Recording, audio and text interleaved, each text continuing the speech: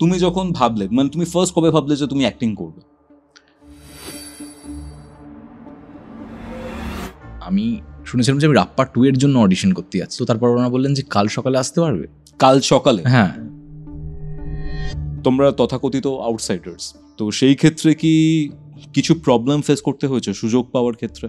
তুই যখন ভাই মাঠে নেমেছিস তখন তোকে খেলতেই হবে। এবার তোর অপোনেন্ট টিম অস্ট্রেলিয়া পড়বে না বাংলাদেশ পড়বে সেটা ভেবে তুই যদি খেলতে নামিস তাহলে তুই জীবনে ব্যাটও ধরতে পারবি না। কিন্তু একজন অভিনেতা জানে না যে আজকে যদি সে কাজ পায় সে নেক্সট কাজটা কবে পাবে, আদেও পাবে কিনা। আজকে যদি তথাগত মুখার্জি না দিত আমাকে, তাহলে আমাকে হয়তো ভাই প্রফেশন চেঞ্জ করতে হতো। আমি এটা বলবো আফটার 7 দিনে বানানো একটা সিনেমা। 7 দিনে একটা সিনেমা বানানো যায়? লাইফে কখনো কোনো প্যারানর্মাল অ্যাক্টিভিটি, ভূত এইসব কিছু দেখেছো? মিররে দেখতে পাচ্ছি যে মেকআপ তুলছি এবং আমি বুঝতে পারছি যে ঠিকই ঘাড়ের কাছটার সামনে কারোর একটা প্রেজেন্স আমি বুঝতে পারছি এবং ওখানে না একটা নিঃশ্বাস ফেলছি। কিভাবে কেউ বাংলা ফিল্ম ইন্ডাস্ট্রিতে এসে স্টার হবে? সত্যজিৎ রায় বাদ দিয়ে এমন একজন ডিরেক্টরের নাম বলো অর্পণ দা, যাকে তুমি জিনিয়াস বলবে। তোমার মনে হয় যে সে তোমাকে দিতে এসেছিল? আমার বউ মাঝে মাঝে বলে কি তোকে রাত 11টায় ফোন করে। আচ্ছা, প্রায় কেমন আছো, ভালো আছো। এবার একদিন আমি এসে বললাম যে কেমন আছো, ভালো আছো। কৌস্তবের আড্ডাতে আজকে একটা ডিফারেন্ট টাইপের আড্ডা আপনারা পেতে চলেছেন। আজকে আমাদের সাথে রয়েছেন বেঙ্গলের ক্রাশ অর্পণ ঘোষাল এবং দেবাশিস রায়। আজকে আমরা যেমন ভূতের কথাবার্তাও বলেছি, কিছু ঘটনা শুনেছি, টলিপাড়ার স্টুডিওতে কাজ করতে গিয়ে কি হয়েছিল বা না হয়েছিল সেটা যেমন জানতে পেরেছি, আমাদের এই যে পপুলার অ্যাক্টররা রয়েছেন বা আমাদের যে এই টলিউড ইন্ডাস্ট্রি রয়েছে তাদের অনেক ডিপ অ্যান্ড ডার্ক সিক্রেটসগুলো এখানে বেরিয়ে এসেছে। রাপ্পা রায় আসছে। রাপ্পা রায় 5 তারিখ ডিসেম্বরের হলে রিলিজ হচ্ছে, সেটা নিয়েও আমার খুব কিউরিওসিটি ছিল। তো যখন দেবাশিস দা আমাকে মেসেজ করলো যে পোস্ত একটা পডকাস্টের ব্যাপার আছে, করবি, আমার তখন খুব এক্সাইটিং লেগেছিল জিনিসটা। আজকে এমন একটা জার্নির মধ্যে দিয়ে যাবেন যেটা কিছুক্ষণের জন্য আপনার মনের মধ্যে একটা ভালো লাগা সঞ্চার করবে। আজকের এই পডকাস্টটা প্রচুর পরিমাণে দেখুন, সবাইকে শেয়ার করুন এবং হলে গিয়ে রাপ্পা রায় অ্যান্ড fullstop.com দেখে আসুন নিজের ফ্যামিলিকে নিয়ে। কারণ ফ্যামিলি, বন্ধুবান্ধব এবং নিজেকে একটা টাইম দেওয়া উচিত। অ্যান্ড কিছু কিছু ক্ষেত্রে রিয়েলিটিটাকে এসকেপ করতেও খুব হেল্প করে। তো শুরু করছি আজকের পডকাস্ট। দেখুন কেমন লাগলো, কমেন্ট করে জানান। চ্যানেলে নতুন হলে সাবস্ক্রাইব করে বেল নোটিফিকেশন অন করতে কিন্তু ভুলবেন না। কৌস্তবের আড্ডাতে আজকে আমাদের সাথে রয়েছেন রাপ্পা রায় আর টনি ঘোষাল। নমস্কার। সবার আগে একটাই কথা জানতে চাই, তোমরা কেমন আছো? বাই দ্য ওয়ে, অর্পণ ঘোষাল ইন্ট্রোডিউস করার কোনো দরকার নেই, আর দেবাশিস রায়, সবার আগে বলো তোমরা কেমন আছো? আমি এটাও কথা হচ্ছিল, প্রায় 70% ভালো আছি বলা যায়। কারণ শুট করার আগে আমাদের সাথে যা যা হয়েছে, এখানে যা যা এক্সপিরিয়েন্স হয়েছে, যা যা করেছে দেবাশিস, আদেও কি দেবাশিস করেছে সেটা একটা বিরাট বড় প্রশ্ন। কিন্তু নাকি কোনো অশরীরী আত্মা করে, যতই গম্ভীর গলায় বলো তুমিই করেছো ওটা, আমি চোখের সামনে দেখে তুমি বোতলটা ভেঙেছো। ওকে, অ্যান্ড আজকে একটা আনফিল্টার্ড আড্ডা হতে চলেছে। রাপ্পা রায় অ্যান্ড fullstop.com আসছে 5 তারিখে, 5ই ডিসেম্বর। তো আগে বলো, এই যে ফিল্মটা রিলিজ হচ্ছে, তোমরা সেখানে মুখ্য চরিত্রে রয়েছো। তোমার ফ্রেন্ড হচ্ছে দেবাশিস দা, তাই তো? টনি ঘোষাল। এই পুরো মুভিটা যখন তোমার কাছে এলো, খুব সার্টেন ডিসিশন ছিল। আমি একটু ব্যাক থেকে আসছি, কেমন লাগলো, কি এক্সপেকটেশন এই মুভিটা নিয়ে তোমাদের? সাডেন ডিসিশন, এক রাতের নোটিস, এবং আমারও লোভ যে আমি রাপ্পা রায় করবো। কমিক্স থেকে হচ্ছে সিনেমাটা, সেই লোভের টানে বলো বা চ্যালেঞ্জের টানে বলো, আমি পরদিন শুটিংয়ে যাই। তারপর আমরা 6 মাস ধরে শ্যুট করি এটা। ওকে, উইচ ইজ কোয়াইট হিউজ। এখন বাংলা সিনেমা 6 মাস ধরে শ্যুট চলছে, এবং ইন জেনারেল কত দিনের হয় বাংলা সিনেমা শুটিং? মানে 6 মাস ধরে আমরা 54 দিন টোটাল শুট হয়েছে সম্ভবত, 54 ডেজ। হয়তো বাংলা সিনেমা 15 দিনে হয়ে যায়, 1 মাসেই শুট কমপ্লিট হয়ে যায়, 10 দিনেও হয়ে যায়। এর কখনো শিডিউলের পরিবর্তনে 2 মাস ধরে হয়, কিন্তু ডেজ গুলো কমই থাকে। তো সেইটা যখন আলটিমেটলি কমপ্লিট হলো, এই 6 মাস আমি অন্য কোনো প্রজেক্ট করিনি, এটাই করেছি। আর তারপরে থিয়েটার করেছি, এটা আমি করি। তো আলটিমেটলি যখন রিলিজ হচ্ছে তো এক্সপেকটেশন হাই বলা যায়, কিন্তু কি জানো তো, মানে খুব যদি আমি হাই থাকি সব সময়, তো ধরো সিনেমাটা চললো না, আমি কথার কথা বলছি, তো আমি ভেঙেও পড়বো তাড়াতাড়ি। আমি খুবই ইনভলভড হয়ে আছি, আবার একটু ডিট্যাচও রেখেছি নিজেকে, ওকে যেটা হবে দেখা যাবে। ওকে, আর তোমার কি এক্সপেকটেশন দেবাশিস দা? আমি না এই ছবিটাতে একদম অর্পণ দা যবে থেকে এসেছেন তার প্রায় 1 বছর আগে থেকে আছি। মানে আমি রাপ্পাতে আছি 2024 থেকে। কিভাবে? আমার মনে আমি তখন খাকি বলে একটা ওয়েব সিরিজ করছি, যেটা নেটফ্লিক্সে জিদ্দা, সেইটা যখন করছি তখন আমাকে হাসান স্যার, মানে আমার অপরাজিত যিনি প্রডিউসার ছিলেন, তিনি আমাকে ফোন করে বলেন যে এরকম একটি ছবি হচ্ছে রাপ্পা রায়। আমি কিন্তু তার আগে বলে রাখি যে রাপ্পা রায় কিন্তু একটা বিপুল জনপ্রিয় কমিক্স, সুযোগ বন্দ্যোপাধ্যায়ের লেখা, যেটা তোরাও শুনেছিস এবং সকলেই জানে। তো আমি রাপ্পা করার আগে রাপ্পা কোনোদিনও পড়িনি, তবে রাপ্পার জনপ্রিয়তা সম্পর্কে আমার একটা ওয়াকিবহল ছিল, একদমই ছিল। তো আমাকে যখন বলা হয় যে রাপ্পা রায় হচ্ছে, তখন আমি আমার এক বন্ধুকে জিজ্ঞাসা করি যে জানিস রাপ্পা রায়, তোদের যে কমিক্সটা যে রাপ্পা রায় সেটা হচ্ছে, আর সেখানে আমাকে একটা চরিত্রের জন্য ভাবা হয়েছে। ও জাস্ট কিছু না ভেবে পয়েন্ট ব্ল্যাঙ্ক আমাকে বলে, তুই কি টনি? আমাকে বলে আমি জানি না, তোকে টনি দেবে, টনি যদি হয় তাহলে ভাই তোর আর একটা মোড় ঘোরানো ব্রেক। তখনও বিকজ আমি রাপ্পা পড়িনি, কিন্তু আমি এই রাপ্পা রায়কে খুব ভালো করে চিনি। তখন আমার ভাই, আমার এক ভাগ্নে, সে বিরাট পড়েছে, সে রাপ্পার ভক্ত আর কি যাকে বলে। তো আমি তাকেও ফোন করি, সে বলে তুমি কি টনি করছো? আমি এবার বুঝতে পারি। তারপরে আমি যখন স্ক্রিপ্টটা পড়ি বা যখন আমার সুযোগ বাবুর সাথে কথা হয়, তখন বুঝতে পারি যে কেন টনি বলা হচ্ছে আর কি। হ্যাঁ, মানে এরকম একটা চেহারা, এরকম একটা মানুষ যে খেতে ভালোবাসে, যে ফিল্ম মেকার হতে চায়, ওভার অ্যাম্বিশিয়াসনেস তার মধ্যে একটা কাজ করে। তো সেইটা, এবং প্রায় সেই 2024 আগস্ট মাস থেকে আমার শুরু হয় টনি হওয়ার, মানে হয়ে ওঠার প্রস্তুতি। সেটা কন্টিনিউ করে ডিসেম্বর পর্যন্ত। আমরা প্রথম শুট শুরু করি ডিসেম্বরে, 24 ডিসেম্বরে। তখন আমাদের তখন অর্পণদা রাপ্পা হয়ে আসেনি আর কি। কিছুক্ষণ আগে বললো যে আমরা টলিগঞ্জে যেভাবে গতানুগতিক পদ্ধতিতে শুট করি সেভাবে কিন্তু রাপ্পা শুট হয়নি। রাপ্পা শুট হয়েছে 5 মাস ধরে, 54 দিন না 55 দিন আমরা শুট করেছি এরকম একটা সময় ধরে। তার পেছনে বিরাট বড় কারণ হলো যে আমরা প্রায় এক একটা সিন 2-3 বার করে, শুধু না 2-3 দিন শুট করেছি। এরকমও পার্টিকুলার সিন আছে যেটা কিনা বাংলা ছবিতে এখন দেখাই যায় না। তার এখন আমাদের যিনি প্রযোজক কাম পরিচালক ধীমান বর্মন, তিনি তার যে দৃষ্টিভঙ্গি, তিনি কিভাবে সিনটি দেখছেন বা তার যে পারফেকশন, তাকে আমি এক কথায় বলবো একজন পারফেকশনিস্ট। তার এই কিছুক্ষণ আগে যতক্ষণ তুই পডকাস্টটা শুরু করছিস, তোর লাইট যতক্ষণ না ঠিক হচ্ছে, তোর ব্যাক লাইট ঠিক আছে কিনা, তোর প্রোফাইল যাচ্ছে না মিড যাচ্ছে, বা আমার অডিও ঠিকঠাক যত না হচ্ছে, তুই ততক্ষণ শুরু করছিস না, আমরা বসেছি, তাতে কিছু যায় আসে না। মানে তুইও পারফেকশনটাই যে একদম পারফেক্ট ভাবে আমরা এটা করবো, ওনার ক্ষেত্রেও সেটা। তো আমি প্রায় একজন অভিনেতার নাম করেই বলছি, সৌম্য মুখার্জি, যিনি আগে রাপ্পা করছিলেন আমাদের, আমার সঙ্গে আমি ওনার সঙ্গে প্রায় 1 মাস রিহার্সাল করি। রিহার্সাল করার পরে তারপর আমরা ফ্লোরে গিয়ে 7 দিন শুট করি। এবং একদিন অর্পণদার আবির্ভাবটা তো সেই ভূত দেখার মতো আর কি। মানে তোমার আবির্ভাব হলো কি করে অর্পণদা? যিনি আগে করছিলেন সৌম্য মুখার্জি, উনি রিনাউন্ড অ্যাক্টর, তো বলিউডের প্রজেক্টেও কাজ করেছেন। তো অবভিয়াসলি আমরা প্রেম টেম দেখেছি, খুবই ভালো অ্যাক্টর, কোনোভাবে হয়তো এটাই ওয়ার্ক করেনি। এবং আমি সেটা জানতাম না, আমি শুনেছিলাম যে আমি রাপ্পা 2 এর জন্য অডিশন করতে যাচ্ছি, কিন্তু আমার মনের মধ্যে ছিল যে আমি রাপ্পা 1 অলরেডি একজন করছি, 2 কেন যাচ্ছি। তো আমার এমন একজন বলেছিলেন, খুবই যার সাথে আমার পরিচয় আছে, তো আমি গেছিলাম। তো একটা সিন আমি ডিরেক্টরের সাথে পড়লাম, একটা লুক সেট হলো। তো তারপর ওনারা বললেন যে কাল সকালে আসতে পারবে। কাল সকালে? হ্যাঁ। আচ্ছা। তো আমিও ঠিক এইভাবেই রিপিট করলাম, কাল সকালে। রাপ্পা 1 হয়ে গেছে, রাপ্পা 2 কাল সকালে। তো ওরা বললো না, রাপ্পা 1ই তোমায় ডাকছি কাল সকালে। তা আমি একটু না বাইরে বেরিয়ে ভাবলাম, আমি বললাম যে গাড়িতে যেতে যেতে আমি বলে দিচ্ছি। তো গাড়িতে যেতে হ্যাঁই বললাম। তার মূল কারণ ছিল যেটা একটু আগেও বলছিলাম আমি। তো সেইভাবে শুরু, এবং তারপর পুরো ফরম্যাটটা বুঝতে বুঝতে যে কিভাবে উনি শুটিংটা চাইছেন, ওনার কি দৃষ্টিভঙ্গি, যেটা অনেকটাই বললো গতানুগতিক যেভাবে টালিগঞ্জে সিনেমার শুটিং হয় তার থেকে আলাদা, সেটা বুঝতে একটু সময় লাগছিল প্রথম দিনে। কিন্তু ধীমান বর্মন আমাকে কখনো তাড়া দেননি যে আজকেই 5টা সিন তোমায় করতে, আজকেই 4টে সিন। ডিরেক্টোরিয়াল টিম অনেক সময় বলেছে দাদা আজকে তো এই লোকেশনটায় 2টো সিন 3টে সিন তো করতেই হবে, না তাড়া দিও না, ওই সবে করছে, ওকে স্ট্রেস দিও না। এই সাপোর্টটা উনি আমায় সবসময় দিয়েছেন, যার জন্য আমি কৃতজ্ঞ। এবং প্রথমে শ্যুট ছিল আমার শান্তিদার সাথে, শান্তিলাল মুখোপাধ্যায়।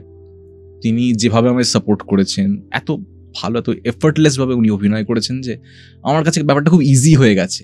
মানে কখনো আমায় আলাদা করে এফোর্ট দিতে হয়নি, এই কারণে যে উনি আমায় টিটস বিটস বলেছেন যে ওনারা কিভাবে দেখছেন রাপ্পাকে। তারপর আমার এই বন্ধুর সাথে শুটিং ছিল, সে একটু গম্ভীর ভাবে আমায় তাকালো, দেখলো, কাছে এলো, কথা টথা হলো।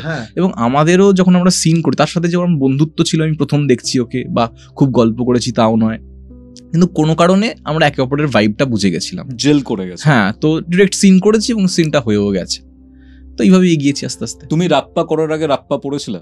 না, একেবারেই না। আমি বলবো না যে হ্যাঁ আমি খুব রাপ্পা পড়েছি বা কিছু করেছি, মানে কি আর বলবো, আনন্দমেলা পড়ার বয়সে আনন্দ লোক ধরে নিয়েছি, তাই আর রাপ্পাটা পড়া হয়নি। Nice one. তো রাপ্পা, তবে আমি বললাম যে আমি যখন এটা হয়েছিল, আমার পরিচিত ভাই, ও এখন জানতে পারে, ও আমায় ফোন করেছিল যে দাদা তুমি রাপ্পা করছো? বললাম যে হ্যাঁ। দিয়ে বললো দাদা অন্য কিছু বলি না, কিন্তু রাপ্পা কিন্তু দাদা ভালো করে করবে, নাহলে কিন্তু আমি ওপেনলি লিখে দেবো।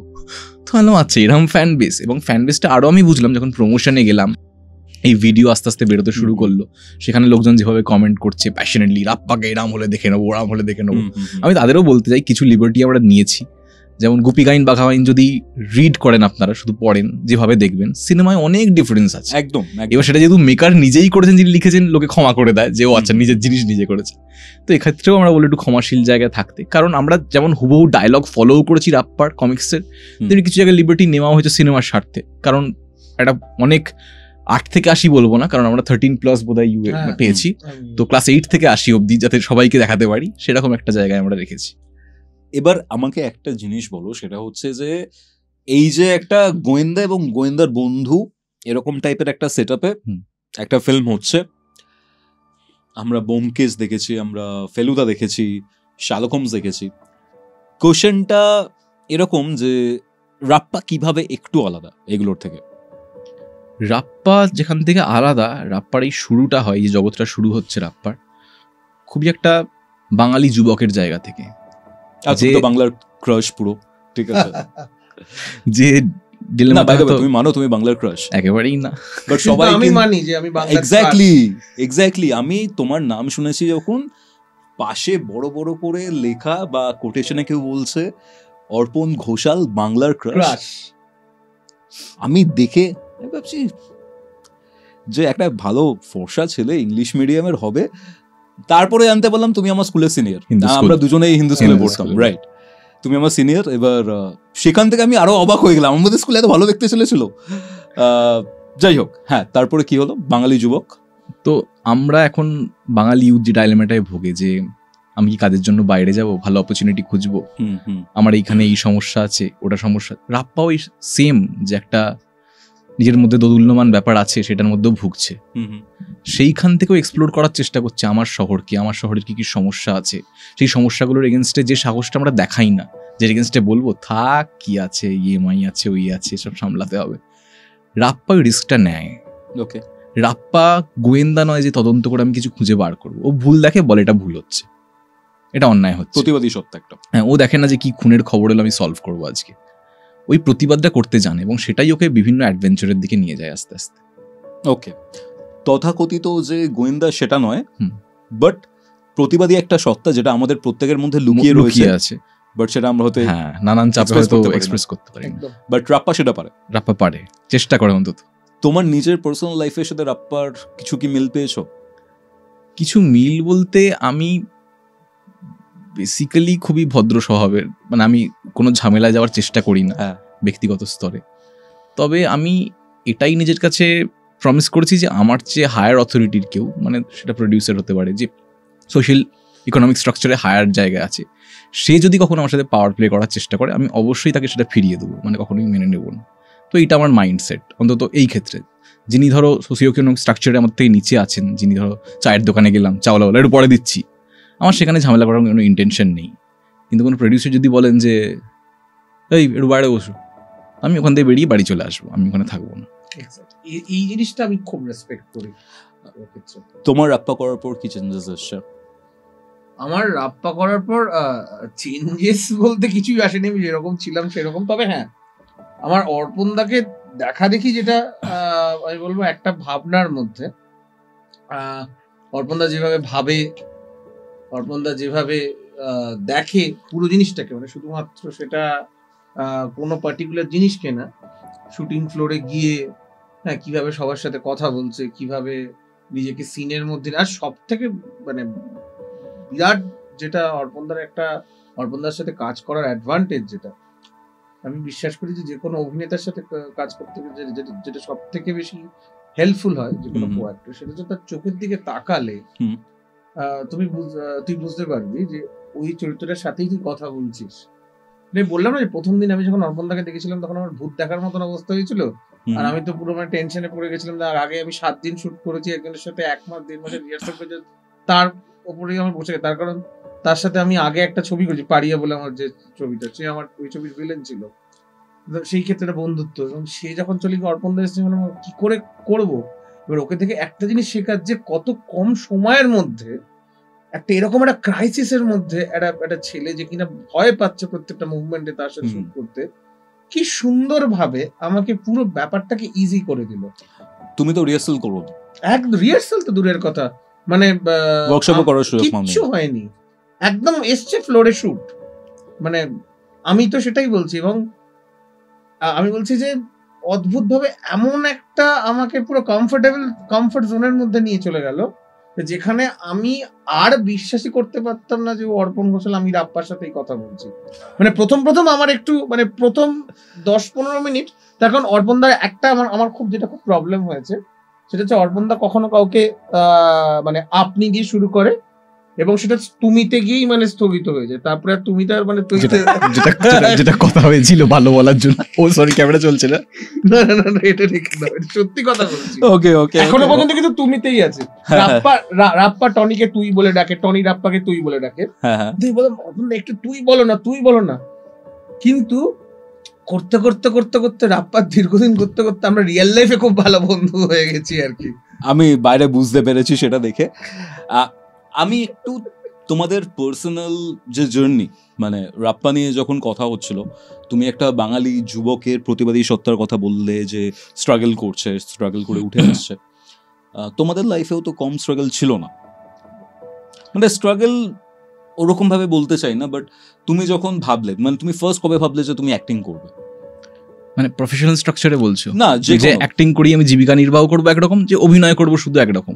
অভিনয় করবো আমি প্রথম অনুপ্রাণিত হই অর্ণব মুখোপাধ্যায়কে দেখে। ওনার ডিরেকশনে আমি একটা নাটক হতো সিজার ও ক্লিওপাট্রা, সেখানে আমি গেছিলাম এবং আমার কাজ ছিল যে রানী ক্লিওপাট্রা যখন বসবেন সিনে এসে আমি চেয়ারটা আনতাম, চেয়ারটা পজিশনে বসাতাম, শিফট করে অন্ধকারে সোর্ড নিয়ে দাঁড়াতাম, এরকম বার করতাম, আবার হয়ে যেত। কিন্তু উনি যে অভিনয়টা করতেন আমি দেখতাম, এটা 2010-এর এন্ড হবে হয়তো, তখন তুমি ফার্স্ট ইয়ারে। হ্যাঁ, তো খুবই মানে আমার খুব মেসমারাইজিং লেগেছিল যে এই অভিনয়টা দেখে আমার খুব ভালো লাগতো, যে এত এইরকম আমি বলছিলাম যেটা একটু আগেও, যে সিজার একটা সবাই জানে একটা বাঙালি ছেলে সিজার হয়ে পোশাক পরে এরকম অভিনয় করছে, এবং সেটার মধ্যে লোকে খুব ভরসা পাচ্ছে যে হ্যাঁ এটাই বোধহয় সিজার, তার সাথে একাত্ম হয়ে যাচ্ছে, হাসছে, কাঁদছে, হাততালি দিচ্ছে। তখন মনে হচ্ছে এটা একটা করার মতো কাজ, এবং যে এফোর্টটা ওই থিয়েটারের পেছনে ছিল, তোমার ওই এফোর্টটা দেখলে গর্ববোধ হবে যে একটা এফোর্ট দিয়েই কাজটা হচ্ছে। তখন আমার মনে হচ্ছে না, এরম আমি করবো, এইরকম অ্যাক্টিং করবো। সেই আমার শুরু। এবার অভিনয় করেই জীবিকা নির্বাহ করব, এটা ঠিক লকডাউনের আগে আমি ঠিক করেছিলাম। তো একটা কাজ করছিলাম তখন অলরেডি, তো কাজটা ছেড়ে আমি ঠিক করলাম যে আমাকে এই বড় সুযোগটা, তার আগে আমি অভিনয় করেছি কিন্তু এই অভিনয়ও করছো, তার সাথে সাইমালটেনিয়াসলি একটা জবও করছো। হ্যাঁ, আমি লেখালেখির কাজ করতাম। ওকে, তো অয়ন চক্রবর্তীর জাজমেন্ট ডে বলে একটা সিরিজ হয়েছিল, আমার সোহিনী সরকার খুব বলেছিলেন যে যান অডিশন দিন, তখন উনি থিয়েটার করছিলেন আমাদের সাথে। তো আমি সেই ইয়েতে গেছিলাম, অয়ন চক্রবর্তী অনেক স্পেস দিয়েছিলেন আমাকে অভিনয় করার জন্য। এটা করতে করতে আমার কনফিডেন্সটা আসে যে আমি অভিনয়ই করবো, আর অন্য কাজ করবো। তো কাজটা ছেড়ে দিলাম, ওটা রিলিজ হলো, তারপর লকডাউন হয়ে গেল। ওই কাজটাই আমি হাফ স্যালারিতে আবার করলাম। তো এই হচ্ছে গল্প। তো তখন থেকে এখন অব্দি একভাবে চলছে। বাড়ি থেকে সাপোর্ট করেছিল এই অ্যাক্টিং এর যে প্রফেশনটা রয়েছে বা আমাদের যে ফিল্ম ইন্ডাস্ট্রি রয়েছে সেখানে এসে কাজ করবে? টু সাম এক্সটেন্ট তো একটা ইনসিকিউরিটি থাকে আমাদের মধ্যবিত্ত পরিবারে যারা মা বাবা রয়েছেন তাদের মধ্যে, যে অ্যাক্টিং করবে, বা আমাদের ইউটিউবের ক্ষেত্রেও সেটা হয়েছিল যে ছেলে ইউটিউব করবে, বা তোমার আরো চাপ যে অ্যাক্টিং তাও লোকের একটা সেই সময় একটা ছবি ছিল, অভিনেতা মানে এরকম, ইউটিউবার মানে কি 4 বছর আগেও কোনো বাঙালির কাছে ছবি ছিল না। এক্স্যাক্টলি, মানে এবার এটা খায় না মাথায় দেয় সেই ব্যাপারটাও তাদের খুব একটা জানা ছিল না। তো সেখান থেকে আমি এই জায়গাটা কিছুটা বুঝতে পারি তোমাদের যে ব্যাপারটা। তোমার পার্সোনাল অভিজ্ঞতা কি ছিল? মা বাবা সাপোর্ট করেছিল খুব যে আমায় জোর করে না করবি না অ্যাক্টিং এরকমও নয়, আবার যে সাপোর্ট হ্যাঁ এগিয়ে যা আমরা পেছনে আছি এরকমও নয়। এবার আমার আত্মীয় স্বজনরা একটু চিন্তিত ছিলেন কি করবে কি হবে, স্বাভাবিকভাবেই কেউ আমাদের পরিবারে অভিনয়কে বেছে নেয়নি জীবিকা হিসেবে, চিন্তা তো ছিলই। কিন্তু আরেকজন যে আমার ওয়াইফ দেবারতী ঘোষ, ও চিরকালই এটাই সাপোর্ট করেছে এবং খুবই আমায় এনকারেজ করেছে। যে বাই দ্য ওয়ে অর্পণদা কিন্তু ম্যারিড, ঠিক আছে, আমাদের ইউটিউবে আছে ভিডিও এই নিয়ে। আমি তো আজকে জানলাম, আমি তো ভাবছি ভাই তুমি ম্যারিড। অর্পণ ঘোষাল ওয়াইফ লিখলেন ইউটিউবে 1 মিলিয়ন একটা ভিউজের ভিডিও পেয়ে যাবে তুমি।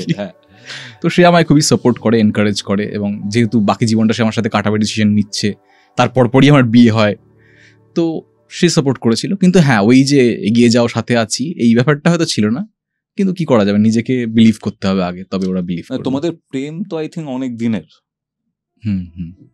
কত বছর হবে তো? এক্স্যাক্ট না, ওরকম ফর্মাল প্রেম এই দিন থেকে করতে শুরু করেছি এরম আমার পক্ষে বলা খুব মুশকিল। তো বন্ধুত্ব থেকেই আস্তে আস্তে জায়গাটা গড়ে উঠেছে। তো ওরকম আমি চিনি ক্লাস 10 থেকে। তখনকার প্রেম আর এখনকার প্রেমের মধ্যে কি ডিফারেন্স ফিল হয় তোমার? এখন তো জেনজিদের জামানা চলছে, আমরা মিলেনিয়াল, আর তোমরা আমাদের থেকে একটু সিনিয়র। তো সেই সময়ের প্রেম আর এখনকার প্রেম বুনিয়াদে কি তফাৎ রয়েছে? দেখো, প্রেমে যে আমাদের সময় তার আগে আমার যেটা মনে হয় দেখে, যে প্রেমে আর অপেক্ষা নেই। মানে আমরা ধরো 100টা মেসেজ পেতাম 11 টাকায় সেই সময় ছিল। হ্যাঁ, তো তার মধ্যেই করতে হবে, ওই টাইপ করে করে মেসেজ করতে, হয়তো সবার কাছে ফোন নেই, মায়ের কাছে ফোন আছে, কোন টাইমে মেসেজ করবো সেটাও একটা ব্যাপার, কি মেসেজ করবো সেই টাইমে করলে কি, হ্যাঁ এই ব্যাপার। তারও আগে মানুষ চিঠি লিখেছে, চিঠি লিখে উত্তরের অপেক্ষা করেছে, মেয়েটির বাড়ির সামনে গিয়ে দাঁড়িয়ে থেকেছে। আজ তোমার একজনকে পছন্দ হলো, ফেসবুক হোয়াটসঅ্যাপে বলে দিলে খুব ইজি হয়ে গেছে ব্যাপারগুলো, আর সহজ হয়ে গেছে বলেই হয়তো আমরা অতটা গুরুত্ব দিই না, কারণ এর মধ্যে কোনো অপেক্ষা নেই, ওয়েট করতে হয় না, ইজিলি পাওয়া যায়। এই একটা চেঞ্জ আমার মনে হয়েছে। সেজন্য দেখবো আজকাল সিনেমা বা সিরিজ বলো, একটা কথা খুব চলতি আছে, একটু স্লো হয়ে গেল, একটু স্লো হয়ে গেল। আমি ভাবি আমাদের জীবন কি এমন ফাস্ট? যদি কেউ দেখে, কেউ দূর থেকে দেখছি একই জিনিসে রোজ করে, একই খাবার খায়, খুব চেঞ্জ আসেই না। কিন্তু আমরা কোথা থেকে আমাদের মধ্যে ঢুকে গেছে, স্লো হলে চলো, ফাস্ট হতে হবে ব্যাপারটা। এটা আসলে এই অভ্যেসটা টেকনোলজি আমাদের করে দিয়েছে। কারণ এখন ইনস্টাগ্রাম, রিলস, ফেসবুক, মানে তুমি জাস্ট স্ক্রল আপ করছো, ঠিক আছে, মানুষের অ্যাটেনশন স্প্যানটা তো অনেকটা কমে গেছে এই রিলসের জামানাতে, যে তুমি একটা সোয়াইপ আপ করছো নতুন কন্টেন্ট। কিন্তু উল্টো দিকটা আমি বলবো, এই যে পডকাস্ট, এতক্ষণের পডকাস্ট মানুষ দেখছে, আগ্রহ নিয়ে দেখছে, তার মানে এই খিদেটাও কিন্তু কোথাও আছে মানুষের মধ্যে। ডেফিনেটলি, যে কনভারসেশন শুনবো, দুটো লোক কথা বললে আমি শুনবো। হ্যাঁ, মানে সেখানে কিন্তু ওভার দ্য টপ কিছু হচ্ছে না, অ্যাকশন হচ্ছে না, কিচ্ছু হচ্ছে না, যেরকমটা ফিল্মে হয়। বাট তোমার আমার কনভারসেশন, বা তোমার মানে আমার আর দেবাশিস দার যে কনভারসেশন, সেটা শোনার জন্য বা তোমাদের জানার জন্য মানুষ যে এতক্ষণ ধরে একটা জিনিস শুনছেন, সেটা কিন্তু সত্যি কথা বলতে কাবিলে তারিফ। অ্যান্ড তো তোমার মনে হয় যে এখন অপেক্ষার যে জায়গাটা, সেই জায়গাটা কমে গেছে এবং মানুষের অ্যাটেনশন স্প্যানটা অনেকটা কমে গেছে। আমি দুজনের কাছে এই প্রশ্নটা রাখছি, এই জিনিসটা কি বাংলা সিনেমাকে কোনোভাবে এফেক্ট করেছে? আমি সত্যি কথা বলতে দেবাশিস আমার থেকে বেশি সিনেমা করেছে, ওর আমার মনে আগে বলা উচিত এটা।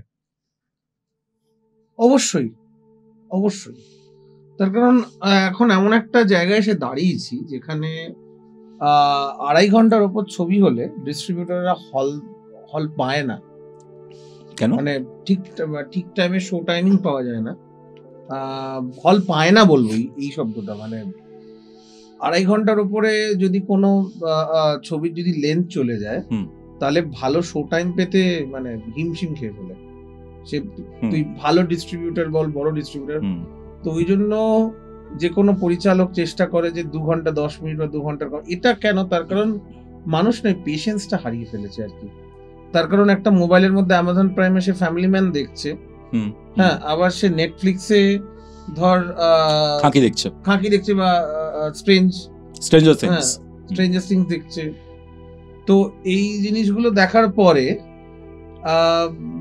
তারা কতটা হলে গিয়ে একটা বাংলা ছবি, শুধু বাংলা ছবির ক্ষেত্রে নয় কিন্তু পুরো সিনেমাটাই, যে সেটা আনটিল আনলেস যদি একটা বিরাট বিপুল ক্রেজ টানতে না পারে, until unless is Pushpa or is Baahubali or কি বলবো মানে কান্তারা লেভেলের যদি কিছু না হয় বা শাহরুখ খানের ট্যাগ না থাকে, তাহলে হয়তো খুব মানে 2.5-3 ঘন্টা বসে ছবি দেখতে গেলেই বাঙালিটা না,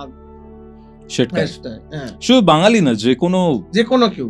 তার কারণ এই যে একটা আলাদা অ্যাডভান্টেজ চলে এসছে যে ইউটিউবের মধ্যেই তো পুরো জিনিসটা পেয়ে যাচ্ছে। এই রাপ্পার ক্ষেত্রে বলি, আমরা খুব দেখি যে প্রচুর অনেকজন মানুষ লেখেন যে কবে ওটিটিতে আসবে বা কবে ইউটিউবে আসবে।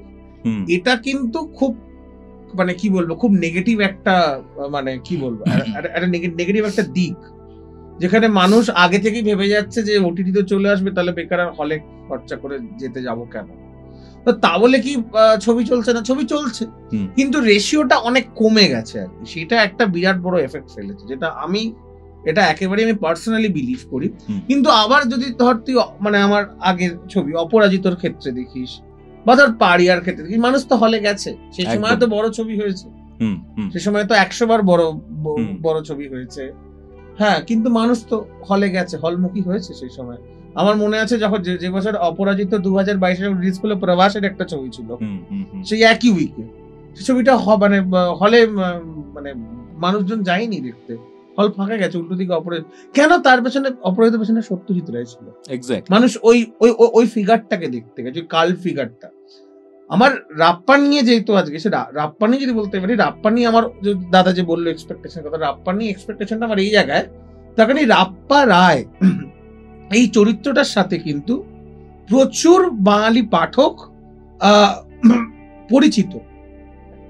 তো রাপ্পা যদি আজকে একটা কাল্ট ছবি হয়ে দাঁড়ায়, রাপ্পা রায় fullstop.com, তাহলে কিন্তু এখানে অর্পণদার যতটা কৃতিত্ব, আমার যতটা কৃতিত্ব, বা অন্যান্য যারা স্টার কাস্ট আছে ছবির, ইনক্লুডিং রজতাভ দত্ত, অলিভিয়া সরকার বা শান্তিলাল মুখোপাধ্যায়, হ্যাঁ, রাহুল, হ্যাঁ, সৌরভ দাস, রাহুল ব্যানার্জি, এদের সবার থেকে কিন্তু একটা কৃতিত্ব থাকবে রাপ্পা ওই ক্যারেক্টারটা যাকে বাঙালি পড়েছে, তাকে দেখতে যাবে হবে। ওকে, এবার আমাকে একটা জিনিস বলো, সেটা হচ্ছে যে এই যে হলমুখী বাঙালি দর্শক আস্তে আস্তে হচ্ছে, আবার তোমাদের এই মুভিটা নিয়েও অনেক ক্রেজ আমি দেখতে পেয়েছি পার্সোনালি। আমি যখন কথাও বলছিলাম আমার কিছু বন্ধু বান্ধবের সাথে যে রাপ্পার মানে একটা পডকাস্ট শ্যুট রয়েছে, অর্পণ দা আসছে, দেবাশিস দা আসছে, তখন দের লাইক ভাই সিনেমাটা বেরোচ্ছে, কবে বেরোচ্ছে? 5 তারিখে। এটা একটা এক্সাইটমেন্ট দেখলাম। আর একটা জায়গা যেটা দেখলাম আমি, সেটা হচ্ছে 5 তারিখে বেরোচ্ছে, আচ্ছা ওদিন তো ধুরন্ধরও বেরোচ্ছে আমাদের হিন্দিতে। কোনোভাবে কি এই জায়গাটা একটু প্রবলেমেটিক? কারণ রাপ্পা আর ধুরন্ধর একই দিনে রিলিজ করছে, 5th ডিসেম্বর।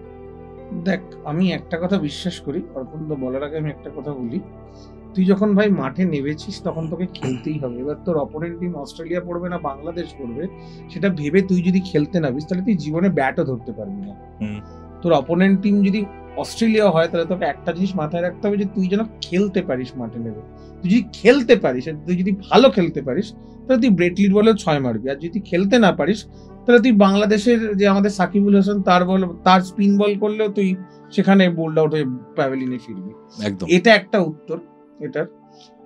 আর দ্বিতীয় কথা হচ্ছে, দেখ, অবশ্যই যেটা তুই বললি, এটা একটা বিরাট একটা ইউজ। তার কারণ আমাদের ডিস্ট্রিবিউটর যেদিন যেটা ঠিক করেছিল, দেবাশিস শিকদার আমাদের ডিস্ট্রিবিউটরের নাম, উনি যখন এটা ঠিক করলেন 5 তারিখ যখন রিলিজ হবে ছবিটা, তখন অনেকেই মানে প্রথম যেদিনকে আমরা ডিসাইড করি, আমাদের কিন্তু আগে 21 তারিখ রিলিজ হওয়ার কথা ছিল, 21 নভেম্বর। ওকে, নভেম্বর। তারপরে ইট শিফটেড টু 5th অফ কিছু টেকনিক্যাল কারণের জন্য আমাদের অলরেডি পোস্টার চলে গেছিল 21 তারিখে।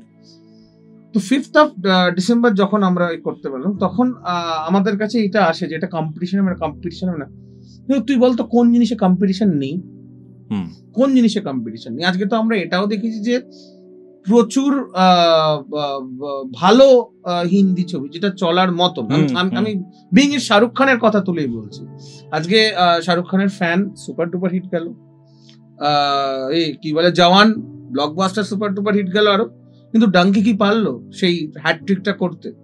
পারলো না। যদি আমরা বক্স অফিস অ্যাভারেজ দেখি, যদি আমরা হিটের কথা বলি বা বক্স অফিস কালেকশন দেখি, ডাঙ্কি কিন্তু 3-এর অনেকটা less, as equal to that. যদি তুই ভাবিস যে তোর অপোনেন্ট কি আছে সেটা ভেবে তুই যদি মাঠে নামিস, তাহলে তুই ভয় পেয়ে যাবি। আর আমি মনে করি যে সততার সাথে আমরা ফিল্মটা বানিয়েছি, বা এই যে এতগুলো কথা 54 ডেজ, এই ভদ্রলোক ধীমান বর্মন, যিনি আজকে আসার ইচ্ছে ছিল উনি আসতে পারেননি, তখন উনি পড়াশোনাও করছেন, MBA করছেন। তো লাইক আমরা মনে করি যে আমাদের এই যে পুরো যে গোটা যে টিম এফার্ট, তো সেটা যে আমরা দিয়েছি তাইটার মধ্যে অনেস্টি আছে। তো দেখা যাক কি হয়। ওকে, আমার মনে হয় এটা খুব কাট শর্ট করে এরকম বলা যায় যে আমি ওর সাথে একটা জায়গায় ডিফার করবো, যে আমি অপোনেন্ট হিসেবে ভাবছি না, কারণ ধুরন্ধরকে তারাও একটা সিনেমা বানিয়েছেন, তাদেরও স্বপ্ন আছে, তারা সেইভাবে সেই স্কেলে বানিয়েছেন, আমরা আমাদের মতো করে বানিয়েছি। দুটো সাবজেক্ট একেবারেই ডিফারেন্ট, মানে খুবই আলাদা দুটো জড়, এবং দর্শক আসবে যেটা ভালো লাগবে দেখবে। এমন হতে পারে ওটাও দেখছি এটাও দেখছি, হয়তো ওটা দেখতে এলো দিয়ে দিল রাপ্পাড়ের একটা সুন্দর পোস্টার, আচ্ছা এটাও দেখি তো কি সিনেমা আছে, পরদিন দেখতে। এটা কিন্তু এক্স্যাক্টলি হয়েছে। তো যদি সিনেমা ভালো হয় তো আমার মনে হয় লোকে দেখবে, সেখানে দুটো সিনেমা একদিনে বেরোলেও লোকে দেখবে। ওকে, লোকে দেখবে, বাট সেটা দেখার সুযোগও করে দিতে হবে লোককে। এরকম ব্যাপার অনেকটাই শোনা যায় বা আমরা নিজেরাও দেখেছি। বাংলা সিনেমা কখনো প্রপার যে শো টাইমিং, সেই টাইমিংটা পায় না। ইভেন রাতের দিকে বাংলা সিনেমা প্রায় থাকে না। আমাদের মতো যারা ধরো ওয়ার্কিং, তারা তো সারা দিনটাতে টাইম পান না, বা আইটি সেক্টরে যারা রয়েছেন বা অনেক মানুষ, তারা তো টেকনিক্যালি সকালের যে জায়গাটা কাজে বিজি, রাতে কিছুটা সময় টাইম পান, তখন তারা থিয়েটারে যান। বাট সেই সময় বাংলা মুভি থিয়েটারে বা কোনো মাল্টিপ্লেক্সে অ্যাভেলেবেল নেই। সেটা একটা ডিসঅ্যাডভান্টেজের কারণ। আর তাছাড়া অনেক মুভিকে রিলিজ হতেই দেওয়া হয় না বা প্রবলেম ক্রিয়েট করা হয়। সেটা নিয়ে তোমাদের কি বক্তব্য? তুমি যেটা বললে তার দুটো দিক আছে শো টাইমিংয়ের ব্যাপারটা। দেখো, আলটিমেটলি এটা একটা ব্যবসা। যিনি শো চালাচ্ছেন তাকেও দেখতে হচ্ছে প্রফিট হবে কি হবে না, যারা সিনেমা করছে তারাও দেখছে প্রফিট হবে কি হবে না। তার ফলে ওনার মনে হচ্ছে ওটাই প্রফিট হবে, উনি ওই শোগুলোকে টাইম দিচ্ছেন। আমি কিন্তু ধূমকেতু, যেটা দেব শুভশ্রী সিনেমা, অনেকদিন বাদে রিলিজ করলো, রাত 11:15 দেখেছি হঠাৎ ডিসিশন নিয়ে, এবং হল 50% ফুল ছিল বাঙালি দর্শকের। এবার দ্বিতীয় দিকটা ব্যবসার বাইরে, যেটা যে সংস্কৃতি ভাষা, যদি ওই জায়গাটা আমরা নাই পাই, যে আমি সিনেমা বানালাম দেখানোরই জায়গা পাচ্ছি না, তখন কিছু কিছু জায়গায় রাষ্ট্রকে ইন্টারভেন করতে হয়, যে না ভাই তুমি এই কালচারটা নষ্ট হয়ে যাবে, মরে যাবে, তুমি একে জায়গা দাও, এই ভাষাটাকে সুযোগ দাও, মনোপলি চলতে পারে না, হ্যাঁ তোমার লাভ হবে তুমি করো, কিন্তু একেও সুযোগ দাও। সেইটা কিছু কিছু করা হয়, করা হচ্ছেও বাংলায়, একটা এই নিয়ে কথাবার্তা চলছে। তো দুটো দিকই আছে, এমন নয় যে আমাকে সব শো টাইম দিতে হবে দিয়ে আমি সিনেমাটা খুব খারাপ বানাচ্ছি দিনের পর দিন। একটা পয়েন্টে গিয়ে ওদের ব্যবসার কথা ভাবতে হবে, ওরা তো বিজনেস করছে, ওদের ওখানে 10 জন লোক কাজ করছে, তাকে স্যালারি দিতে হচ্ছে। আবার উল্টো দিকটাও আছে যে কোথাও তো সুযোগ করেও দিতে হবে, তো দুটোই ব্যালেন্স করতে হবে আমাদের। আর আরেকটা যেটা ব্যাপার, কিছুদিন আগে যে মুভিটা রিলিজ হলো, the academy of fine arts, initial বেসিসে কিন্তু মানে হল টাইমিং, শো টাইমিং কিছুই পাচ্ছিলেন না। তারপর সেটা নিয়ে একটা ম্যাসিভ প্রোটেস্ট টাইপের হলো।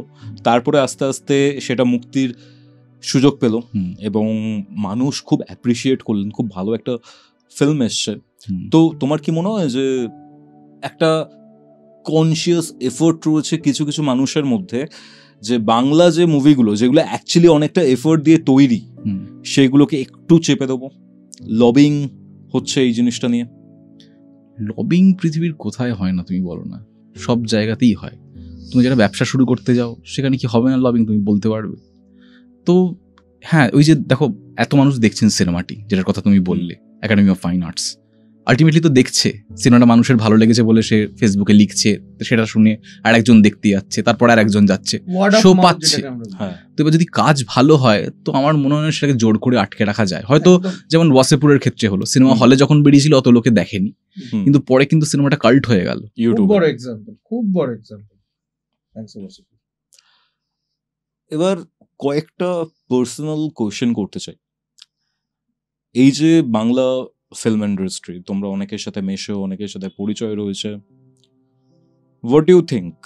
তুমি তো মানে আই থিঙ্ক তোমার পরিবারের কেউ বা তোমাদের পরিবারের কেউ ফিল্মের সাথে যুক্ত ছিল না বা ফিল্ম ইন্ডাস্ট্রির সাথে যুক্ত ছিল না, তোমরা তথাকথিত আউটসাইডার্স, ঠিক আছে? তো সেই ক্ষেত্রে কি কিছু প্রবলেম ফেস করতে হয়েছে সুযোগ পাওয়ার ক্ষেত্রে? আমি দেবাশিসের সাথে আমার অনেক সময় কথা হয় এখন এই নিয়ে। আমার বউ মাঝে মাঝে বলে, কে তোকে রাত 11টায় ফোন করে? আচ্ছা, প্রায়।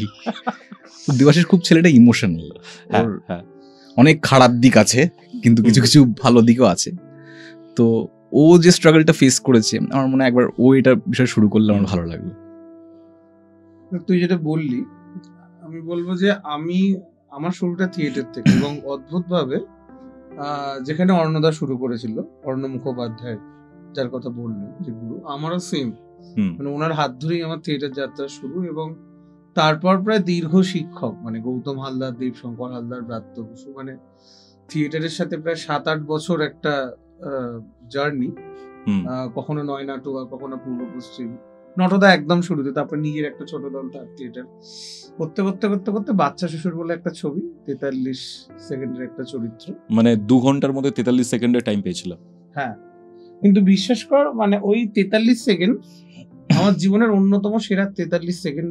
মানে আমি যদি কখনো অবশ্যই মারা যাব, বলে যে মৃত্যুর সময় মানুষ নাকি নিজের জীবনের সেরা সময়গুলোকে বড় মনে করে। তো আমার এই 43 সেকেন্ডটা মনে থাকবে, তার কারণ আমি আজকে যা কিছু, মানে এই যে এই অ্যাচিভ করার যে একটা ইচ্ছা বা এই যে শক্তিটা, যা এই যে জেদটা যে আরো ভালো কাজ করব। দেখ, আমি হিরো হতে পারবো না, মানে আমার ওই ফিজিকটা নেই যেটা অর্পণদার আছে, ঠিক আছে, বা সেই গায়ের রংটা নেই, বা সেই চুলের স্টাইলটা নেই, কিন্তু কোথাও গিয়ে আমারও ভালো চরিত্র করার ইচ্ছা আছে। আমিও একটা মুখ্য চরিত্রে অভিনয় করতে চাই। সেই যে সেই জেদটা, যে আমিও ব্যাকগ্রাউন্ড অ্যাক্টর বা জুনিয়র আর্টিস্ট থেকেও একটা চরিত্র করতে পারি, সেই আত্মবিশ্বাস, সেই আত্মবিশ্বাসটা বাচ্চা শ্বশুর এনে দিয়েছিল। এবং ওই 43 সেকেন্ড মনে হয়েছিল যখন আমাকে প্রথম কথা বলে রাখি, ওই সিনটা স্ক্রিপ্টে কোথাও ছিল না, কিন্তু আচ্ছা, মানে ওটা আমাকে দেখে পাভেলদা বানিয়েছিলেন সামনাসামনি, তোমাকে দিয়ে ভাবা হয়েছিল। হ্যাঁ, মানে অ্যাকচুয়ালি আমাদের বলা হয় যে জিদ্দা একটা পাগলাগারোতে বসে স্ট্যান্ড আপ করছে, এবং আমাদেরকে নিয়ে যায়, যেহেতু আমরা থিয়েটার করেছি অনেকদিন ধরে এবং আমরা ওই ইনস্টিটিউশনে শিখতাম যেখানে বিশ্বরূপ বাবু শেখাতেন। তো ওনার কিছু ছাত্রদের মধ্যে আমি ছিলাম, যেখানে ব্যাকগ্রাউন্ডে আমাদেরকে অ্যাক্ট করতে হবে, যাকে পাতি বাংলা ভাষায় বলে ভাই জুনিয়র আর্টিস্ট। লাইনে দাঁড়িয়ে খাওয়া আর শেষ হয়ে গেলে 100 টাকা দেওয়া, এটাই হচ্ছে মূলত। তো হঠাৎ করে আমাকে দেখে ওখানে কি মনে হয়েছিল আমি জানি না, তো পাভেল দেশে জিজ্ঞাসা করেছিলেন যে 43 সেকেন্ড মানে একটা ছোট্ট একটা জিনিস তোমাকে করতে হবে, কিচ্ছু না, তার মধ্যে কিছু নেই। তো আমার কাছে মনে হয়েছিল যে একটা ক্ষুধার্ত সিংহকে যদি কখনো এসে বলা হয় যে তুমি কি মাংস খাবে, তাহলে ওরকম একটা ব্যাপার, যেন আমি ওই, মানে সবাই একটা ওয়েট করেন একটা অপরচুনিটির জন্য, তো আমিও সেই ওই একটা বলের জন্য অপেক্ষা করেছিলাম, যে আমাকে কেউ একটা বল দেবে না, I have to hit sixes.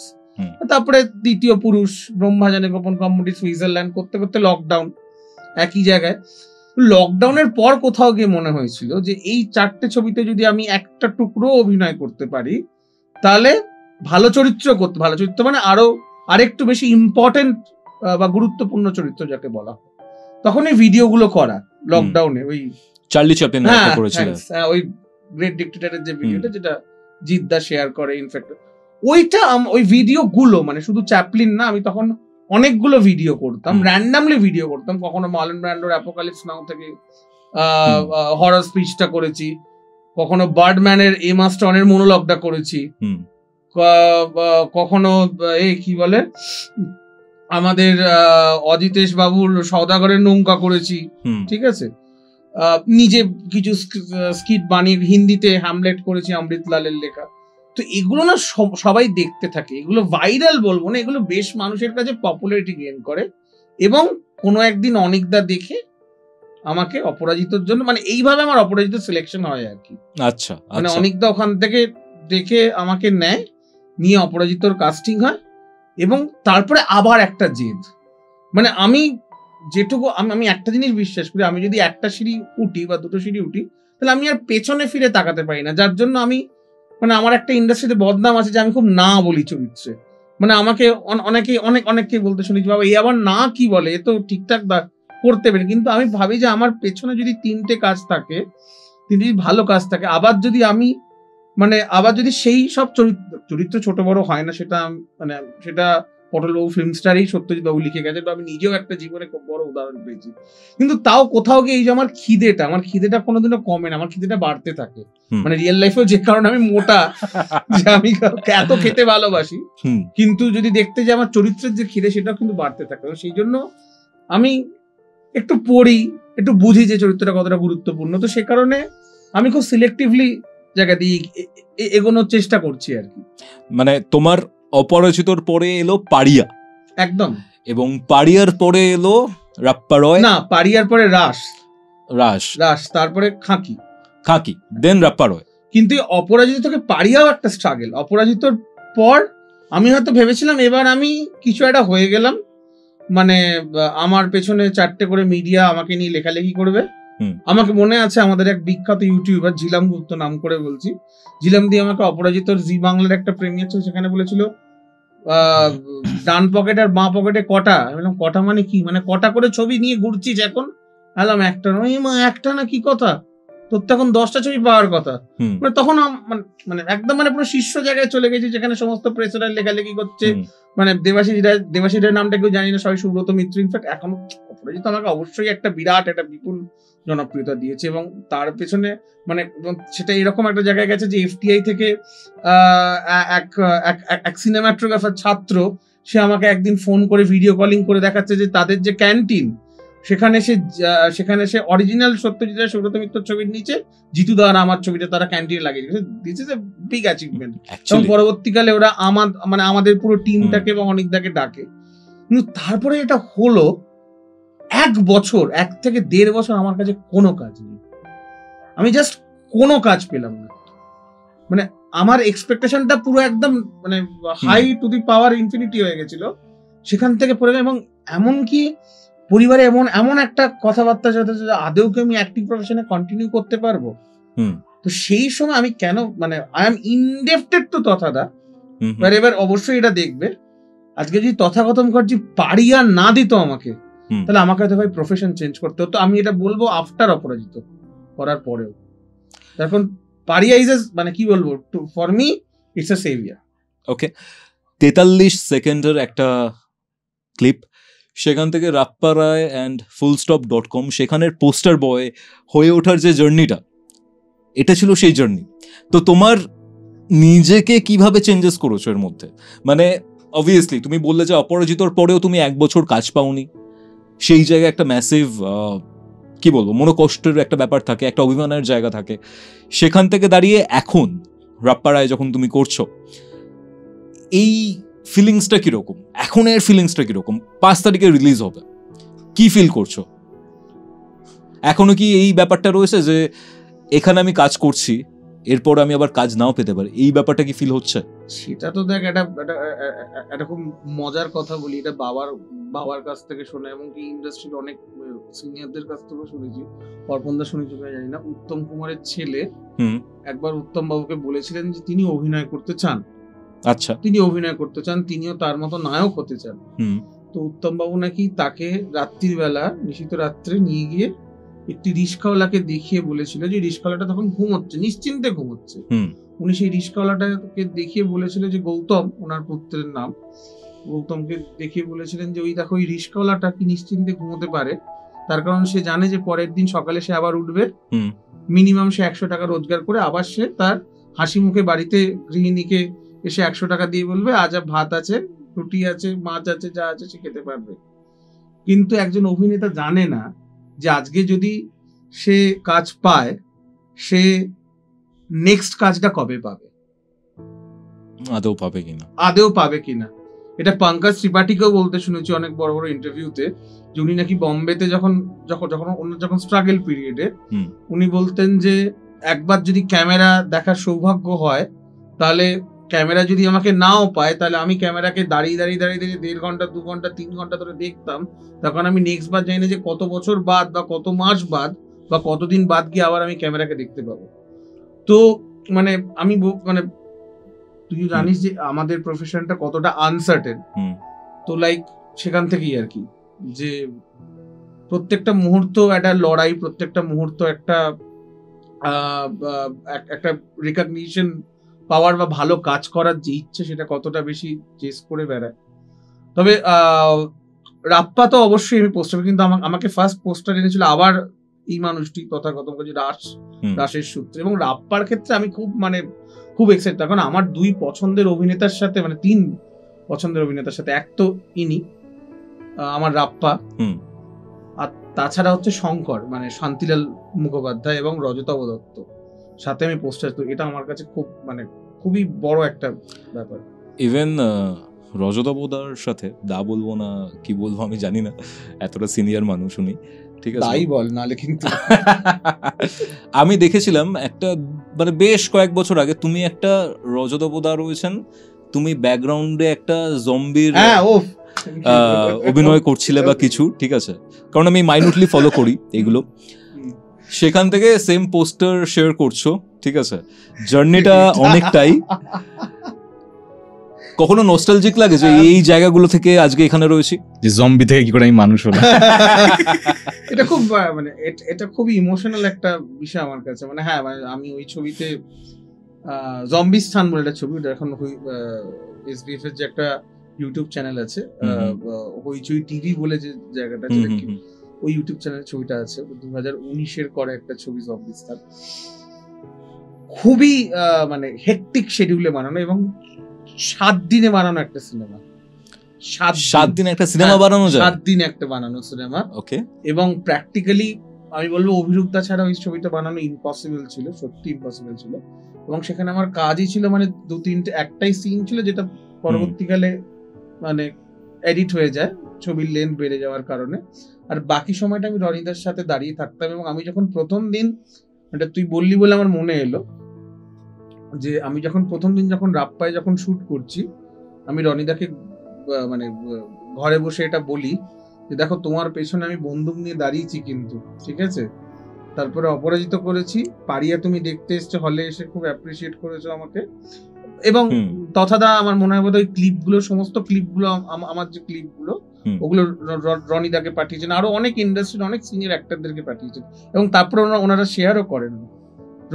রনিদাও in fact প্রচুর মানুষদেরকে পাঠিয়েছেন, আর রনিদা এখনো পর্যন্ত আমাকে ওই গ্রেট ডিক্টেটরের ভিডিওটার কথা বলে।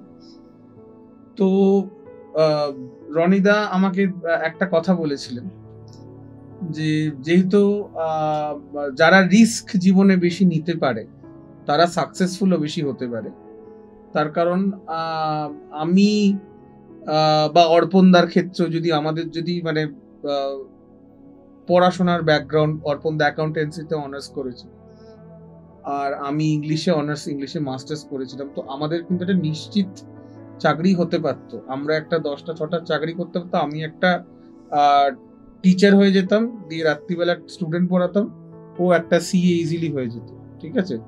আমরা সেই সিএ ইজিলি যাই হোক কমার্সের মেডিকেল যাই হোক কোনো একটা জায়গায় তুমি চাকরি করতে পারতে, whether it's a bank job or something like that, কিছু obviously চাকরি করতে পারতে, সেটা একটা সেফ জোনে চলে যাওয়া আর কি। কিন্তু এই সমস্ত জিনিসগুলোকে অস্বীকার করে আমরা এরকম একটা অনিশ্চয়তার জগতে এসেছি, যেখানে আমরা আজকেও জানি না যে কবে আমাদের নেক্সট কাজ কবে আমরা করবো আর কি। তো এই রিস্কটা নিতে পেরেছি বলে, এটা রজতাভ দত্তের কথায় এরকম এই জিনিসগুলো যারা নিতে পারে তাদের সাকসেস রেটটা নাকি বেশি থাকে, এটা রনিদা আমাকে বলেছিল। ওকে, আমি খালি একটা কথাই বলবো, আমি ব্যক্তিগত স্তরে যে আমার অনেক পরিচিত যেহেতু চাকরি করে, আমার ওয়াইফ চাকরি করে, আমার বোন একটা ইনস্টিটিউটের সাথে যুক্ত, এই প্রতিটা জীবিকারই না একটা স্ট্রাগল থাকে। নিশ্চয়ই তুমি যে কাজটা করছো তুমি জানো এর পেছনে কি স্ট্রাগল আছে, কি আনসার্টেনটি আছে। এবার আমি আমার কাজটাকে কিছুদিন আগে অবধিও, কয়েক বছর আগে বলতে হ্যাঁ আমি একটা রিস্ক নিয়েছি, এই করেছি, কিন্তু আমায় তো কেউ মাথার দিব্যি দেয়নি যে তুমি অভিনয় করো। সোসাইটি বলে যা ভাই, তো আমি নিজেই ঠিক করেছি, আমি নিজেই জানতাম যেটা এরম হতে পারে, আমি এসেছি এই দুনিয়ায়। তো সত্যি কথা বলতে না, আমার মনে আমরা এমন একটা সময় বাঁচছি, কারো কাজই খুব একটা সেফ নয়। আজ তুমি শিক্ষক, কাল জানতে পারলে তুমি শিক্ষক নও, তুমি একটা অদ্ভুত জায়গায় এসে পড়লে। সবাই একটা স্ট্রাগলের লড়াইয়ের মধ্যে দিয়ে যাচ্ছে। তো সেইখানে দাঁড়িয়ে আমার খুব একটা মনে হয় না যে আমি খুব বড় ঝুঁকি করে, যদি ঝুঁকি নেওয়ার কথা বলতে হয় তাহলে আমি বলতে পারবো যে তারা থিয়েটার করছি, আমরা এখনো থিয়েটারের জন্য লড়ছি, তারা ঝুঁকি নিচ্ছে। আমার দলে এমন অনেকে আসে যারা 1.5 ঘন্টা জার্নি করে যায় আসে, তবু থিয়েটার করে, সেটাকে ঝুঁকি আমি বলতে পারি। কিন্তু এখানে আমি একটা ইকোনমিক্যাল কিছু রিটার্ন পাচ্ছি, ফেম পাচ্ছি, আমার কাছে এটা ঝুঁকি নয়। আমার কাছে আমি ঠিক আছে, সেফ জোনেই আছি, অনেকের থেকে সেফ জোনে আছি। কমফর্ট জোনের মধ্যে অনেক সময় অনেক অ্যাক্টর ঢুকে যায়, অনেক সময় কমফর্ট জোনের মধ্যে থেকেই অনেক ফিল্ম তৈরি করা হয়, খুব বেশি মানে মাস অডিয়েন্স মশালা টাইপের যে মুভিগুলো, আমি কোনোভাবেই তাদেরকে ছোট করছি না বা ডিসরেসপেক্ট করছি না বা ক্রিয়েটিভ অ্যাঙ্গেলেও নয়, বাট কমফর্ট জোনের মধ্যে আমি একটা মুভি বানালাম, জানি যে হ্যাঁ হ্যাঁ এই অডিয়েন্স দেখবে এটা, আমি এরকম টাইপের একটা ইকোনমিক্যাল আউটকাম পাবো। অ্যাক্টরদের ক্ষেত্রেও সেরকম ব্যাপার হয়, আমরা যে চরিত্রগুলো রয়েছে সেই চরিত্রগুলোর মধ্যে একটা কমফর্ট জোন খুঁজি, যে জানি আমি এটার থেকে উন্নতি করতে পারবো, বা এরকম টাইপেরই একটা প্রজেক্টের মধ্যে আমি এই প্রজেক্টগুলোকেই সিলেক্ট করব। একটা অ্যাক্টরের কাছে এই কমফর্ট জোনে চলে যাওয়াটা কতটা ডেঞ্জারাস হতে পারে? What do you think? আসলে ব্যাপারটা কি হয় জানো তো, কমফর্ট জোনটা শুধু আমরা ক্রিয়েট করি না, যারা মেকার তারা দেখলো এই চরিত্রে, এই ধরনের চরিত্রে ট্রাইড অ্যান্ড টেস্টেড, ওকে আবার ওটা দাও, টাইপ কাস্ট হয়ে যাবে। সেটা সর্বত্র হয়। তুমি হলিউড দেখো, সেখানেও কিন্তু লোকে টাইপ কাস্ট হয়। একটা আবার অনেকে ইচ্ছে করে টাইপ কাস্ট করে, একটা ফ্র্যাঞ্চাইজি চললো মানে 7, 8, 9 বের করেই যাচ্ছে ফ্র্যাঞ্চাইজি, ফাস্ট অ্যান্ড ফিউরিয়াস। হ্যাঁ, কারণ বুঝে গেছে যে ইকোনমিক্যাল আমি জায়গাটা ধরে নিয়েছি। তো এই দিকটা তো থাকেই। এবার যেটা ধরো খুব রোম্যান্টিক হিরো বললে যেরকম শোনায়, এই চরিত্রগুলো কিন্তু অ্যাকচুয়ালি করা কঠিন এবং সাকসেসফুলি কম লোকই করতে পারে। কারণ কি, এই চরিত্রগুলোয় তুমি যে কিছু অন্যরকম করবে তার জোনটা কিন্তু খুব ছোট হয়। এই যে মাস হিরোদের কেন লোকে এত পুজো করে বা কেন এত গুরুত্ব দেওয়া হয়, কারণ এটা অ্যাচিভ করা খুব অ্যাকচুয়ালি কঠিন। কেউ জানে না যে কি করে তুমি এটা হবে, তাহলে তো সবাই ওরমভাবে এগোতো এবং দিয়ে একটা যে খুব পপুলার নায়ক হয়ে গেল। সিনেমা ব্যাপারটা এটা অদ্ভুত, মানে কোনো ফর্মুলা, মনে হয় ফর্মুলা আছে, করো, দেখলে তোমার সিনেমাটা লাগলো না। সেম স্টোরি লাইন নিয়ে তুমি 10টা সিনেমা আছে, 2টো হিট করেছে, 8টা হয়নি। এইটা হচ্ছে খুব অদ্ভুত মজা, কারণ এখানে অনেকগুলো ডিপার্টমেন্ট আছে, আমি আছি, ও আছে, দুটো আলাদা, এতগুলো আলাদা অ্যাক্টর আছে, লাইট আলাদা, সাউন্ডের লোক কাজ করছে আলাদা, বিজিএম করছে আলাদা, গান গাইছে আলাদা, ডিরেক্টর আলাদা, এডিটার আলাদা। এই সবাই মিলে যখন একটা কিছু তৈরি হয় তখন সেটা কতটা ওয়ার্ক করবে কেউ জানে না। আর টাইপ কাস্টে যে কথাটা তুমি বললে, এখানে ধরো আমার কাছে দুরকম চরিত্র, মানে একই রকম চরিত্র দুবার এসছে, খুব আমি বুঝতে পারছি কাছাকাছি আছে, তখন অ্যাক্টরের দায়িত্ব হয়ে যায় যে আমি এমন কি আগের বারে করেছিলাম যেটা এবারে আমি করব না। তোমাদের কাছে সেই সুযোগটা থাকে? সেই সুযোগটা খুব কম থাকে, কারণ ধরো স্ক্রিপ্ট রেডি হলো, একটা খুব কম টাইমের মধ্যে প্রিপেয়ার হলো, তুম করে গিয়ে চলে গেলাম। এবার তাই জন্য আমাদের এখানে বেশিরভাগ যেটা নিয়ে আলোচনা হয় যে ক্যারেক্টার প্রিপেয়ার্স, একটা চরিত্র কিভাবে তৈরি হচ্ছে, কিন্তু তার বাইরেও অ্যাক্টর প্রিপেয়ার্স থাকে, যেখানে একজন অভিনেতা ইন্ডিভিজুয়ালি তৈরি হয়। গলার কোন জায়গাটা আস্তে আস্তে কমিয়ে দিয়ে কোন পিচে বললে যে অন্যরকম হতে পারে, কোন লয়েতে গেলে আলাদা হয়ে যেতে পারে, শরীরের কোন জায়গাটা, আমাদের প্রত্যেকটা ফিজিক্যাল পয়েন্ট থাকে। তো তুমি যেভাবে বসে আছো, আমি আলাদা বসে আছি, ও আলাদাভাবে বসে আছে, ওর ব্রিদিংটা আলাদা আমার থেকে, ব্রিদিং দুটো আলাদা করে আমি দুটো চরিত্র করতে পারি। এইগুলো তখনই কনসিয়াস লেভেলে থাকবে যখন তুমি অ্যাক্টর প্রিপেয়ার্সের মধ্যে আছো। তো এইগুলো অ্যাক্টরের কাছে চ্যালেঞ্জ, অনেক সময় লেজি হয়ে যায়, আমিও লেজি হয়ে যাই, ভাবি না, পরে মনে হয় এই জায়গাটা আমি ভাবিনি, এখানটা ছেড়ে দিয়েছি। তো সেইগুলো আমাদেরও দেখতে হয়, অনেক মাইনুট জিনিসপত্র রয়েছে। অবভিয়াসলি সুযোগের একটা ব্যাপার এলো, বাট আমি একটা জিনিস জানতে চাই, সেটা হচ্ছে যে বাংলা ফিল্ম ইন্ডাস্ট্রিতে কাস্টিং কাউচ আছে? কাস্টিং কাউচ আছে কি নেই সেটা আমার পক্ষে বলা খুব কঠিন।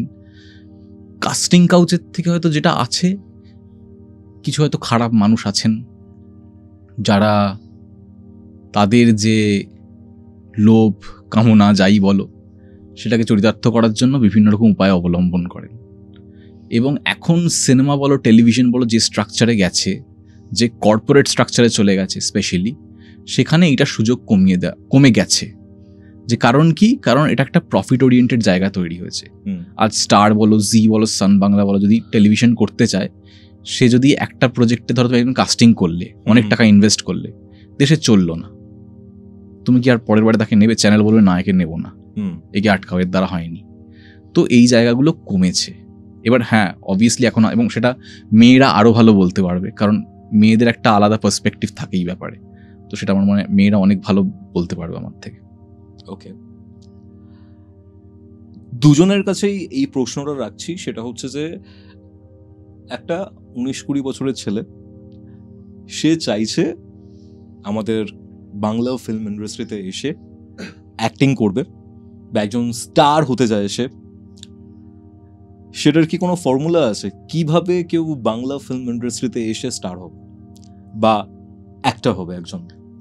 অ্যাক্টর হওয়ার একটা ফর্মুলা হয়তো আমি প্র্যাকটিস করলাম, আমি গেলাম। আর আমাদের একটা নাটকের সংলাপ আছে যেখানে বলা হয় যে বীরত্বের প্রথম লক্ষণ হলো পক্ষ চিনে নেওয়া। তো এই সার্কেলটা চিনে নেওয়া প্রথমে খুব গুরুত্বপূর্ণ। আমি কাদের সার্কেলের মধ্যে ওঠা বসা করছি, কাদের সাথে কথা বলছি, কাদের সাথে। আমি বলছি না তুমি প্রডিউসার যেখানে চা খেতে আসে সেখানে গিয়ে বসতে হবে ঘন্টার পর ঘন্টা, কিন্তু আমি কাদের সাথে মিশছি, কাদের সাথে কথা বলছি, সেই জায়গা থেকে তুমি একটা অ্যাক্টিং এর জায়গা তৈরি করতে পারো যে আমি ভালো ভালো জিনিস শিখছি, ভালো ভালো ওয়ার্কশপ অ্যাটেন্ড করছি। কিন্তু স্টার হওয়াটা আমার মনে হয় ইটস অল অ্যাবাউট, যেটাকে লাক বলা হয়। একটা খুব সুন্দর একটা সিনেমা আছে লাক বাই চান্স বলে, অনেকেই হয়তো দেখেছে। সেখানে একটা খুব ভালো দৃশ্য আছে যেখানে কঙ্কনা সেন শর্মার ফ্রিজটা খারাপ হয়ে গেছে। তো উনি এবং ফরহান আক্তার দুজনে মিলে মলে গেছেন। তো ফরহান আক্তার বলছে তোমার না ফ্রিজ খারাপ হয়ে গেছে, তোমার ফ্রিজ চাই, দেখো ক্যাপশন ভরো ফ্রিজ যেত। তখন ও বলছে যে আমি ক্যাপশন ভরলেই ফ্রিজ পেয়ে যাবো।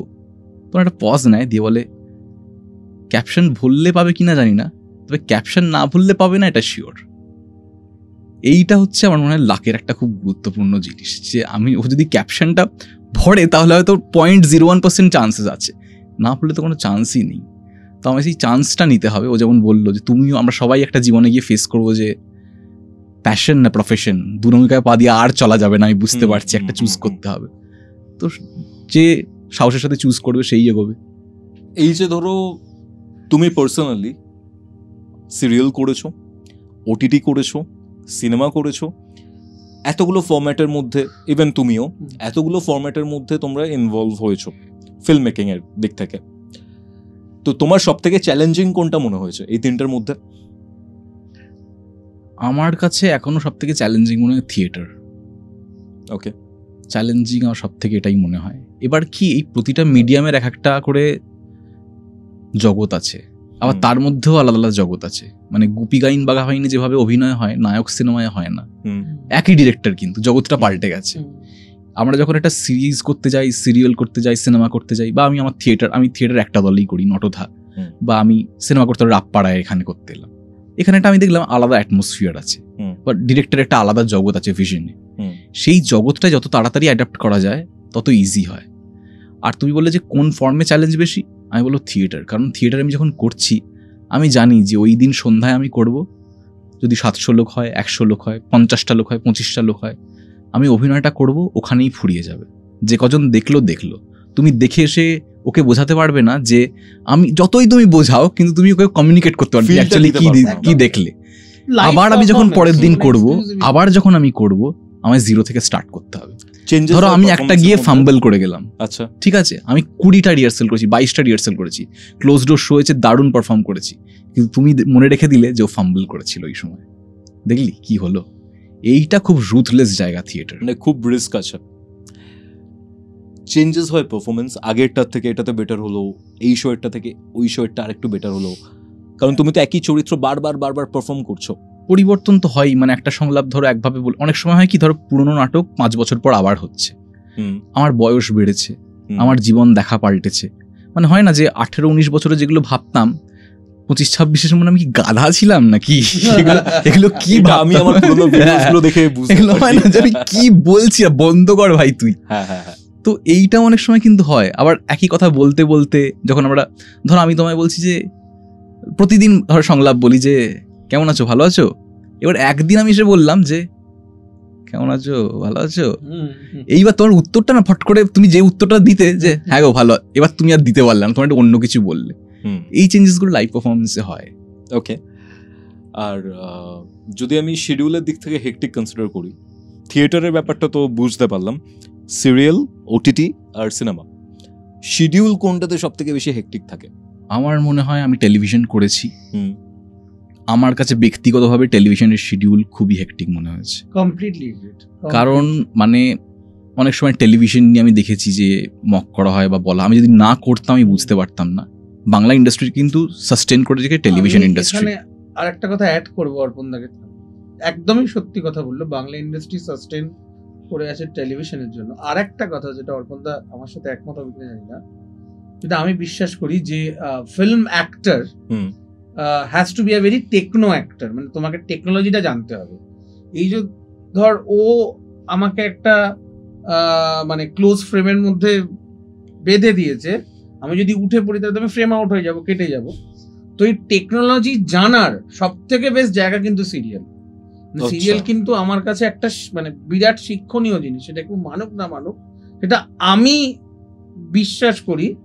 এবং একজন অভিনেতার এই যে মুখস্থ বিদ্যা, সেটাও কিন্তু তৈরি করে দেয় সিরিয়াল, কনফিডেন্টটাও নিয়েছে সিরিয়াল। তার কারণ আমি বলছি 9:28 আমি শর্ট দিতে যাব। আমি যখন গ্যাংস্টার গঙ্গা বলে সিরিয়াল করতাম স্থানে, আমার প্রথম সিরিয়াল 2019-এ, তো আমি দেখেছি 9:28 আমি শর্ট দিতে যাব, 9:27 আমার কাছে স্ক্রিপ্ট এসছে, এবং সেটা 1 পাতা স্ক্রিপ্ট, সেটা অর্পণ দাও ফেস করেছো। 9:27 একটা স্ক্রিপ্ট এসছে, যেটা কিনা 1 পাতা স্ক্রিপ্ট। তখন কি করতে হবে আমাকে জাস্ট পুরো ওই ব্যাপারটা বুঝতে হলো, যে 10 জাস্ট পড়লাম, পড়তেই শর্টে যাওয়া। 9:28 মানে প্যাক আপ, মানে টেলিপ্রম্পটার বা কিছু থাকে না, টেলিপ্রম্পটার যেটা আরো একটা চ্যালেঞ্জ হয় যারা প্রতিদিন ধরো লিড অভিনয় করছেন, বিশেষ করে মেয়েরা যে চরিত্রগুলো ফিমেল ডমিনেটেড টেলিভিশন বেশিরভাগই হয়, তাদের প্রতিদিনই একটা চাপ নিতে হয়। অসুস্থতা হোক, মন খারাপ হোক, যাই হোক, ধরো আমি একটা জায়গাতেই পার্থক্য, তোমার খুব মন খারাপ, তুমি ধরো ডেস্ক জব করবে, মন খারাপ তুমি কাজ করে যাচ্ছ, ঠিক আছে, এই কাজটা হয়ে যায়, না হয়নি আবার কাজ করছো ঠিক আছে। কিন্তু সিনেমায় না পুরো মনটা, ক্যামেরায় মন বলো যাও সব ধরা পড়ে, আর এই চ্যালেঞ্জটা প্রতিদিন নিতে হয়। তাই টেলিভিশনের শিডিউল আমরা সবথেকে নিজের ফিলিংসটাকে একদম লুকিয়ে রেখে অন্য একটা ফিলিংসকে আমি শো করাচ্ছি পুরো দুনিয়ার কাছে। আর সত্যি কথা বলতে স্টার হওয়ার যদি এরকম ফর্মুলা থাকতো তাহলে তো আর তারা স্টার বলে তাদের ডাকা হতো না, কারণ অনেকেই স্টার এতদিন হয়ে গেছে। আর ফর্মুলা জানতে পারলে প্লিজ আমায় জানাবেন, কারণ আমি এখনো হইনি। এবারও জানাবেন। ওকে, তোমাকেও জানানো হবে। এবার আমরা না একটা র্যাপিড ফায়ার রাউন্ডে যাব, যেখানে তোমাদেরকে আমি কিছু কোশ্চেন করব, না ভেবে উত্তর দেবে, ঠিক আছে? সেটা হচ্ছে এমন 3 জন অ্যাক্টরের নাম বলো যাদের সাথে তুমি হয়তো কাজ করেছো বা কাজ করতে চাও, তোমার তাদের কাজ খুব ভালো লাগে, সেরকম 3 জন অ্যাক্টরের নাম বলো। ফার্স্টে অর্পণ দা। অর্ণব মুখোপাধ্যায়, তুর্না দাস, অনির্বাণ ভট্টাচার্য। তোমার? কাজ করেছি একজনের সাথে, খুবই ফেভারিট, এবং কাজ করার সৌভাগ্য হয়েছে, গাজরাজ দাও। আর করতে ইচ্ছুক অবশ্যই ঋত্বিক চক্রবর্তীর সঙ্গে। আর মঞ্চে এবং ছবিতে একজনের সাথে ইচ্ছুক, সেই নামটা কেউই জানে না এখানে, দেবাদিত্য মুখোপাধ্যায়। তিনি আমার টিচার, তিনি আমার একজন মানে কি বলবো, আমি যেটুকু অভিনয় শিখেছি, যদি আজকে আমাকে হাতে ধরে ফিল্ম অ্যাক্টিং শেখানো বা থিয়েটারেরও বিশেষ কিছু জিনিস, মানে এতজন গুরুর মাধ্যমে থেকেও যে মানুষটি আমাকে আরো দায়িত্ব নিয়ে মানে লিটারেচার, সাহিত্য শিখিয়েছেন, সিনেমা দেখানো শিখিয়েছেন, তো ওনার সঙ্গে আমি একটা ছবি করতে চাই, ভবিষ্যতে হয়তো করবো। নিশ্চয়ই। তোমার 3টে ফেভারিট মুভি কি অর্পণ দা?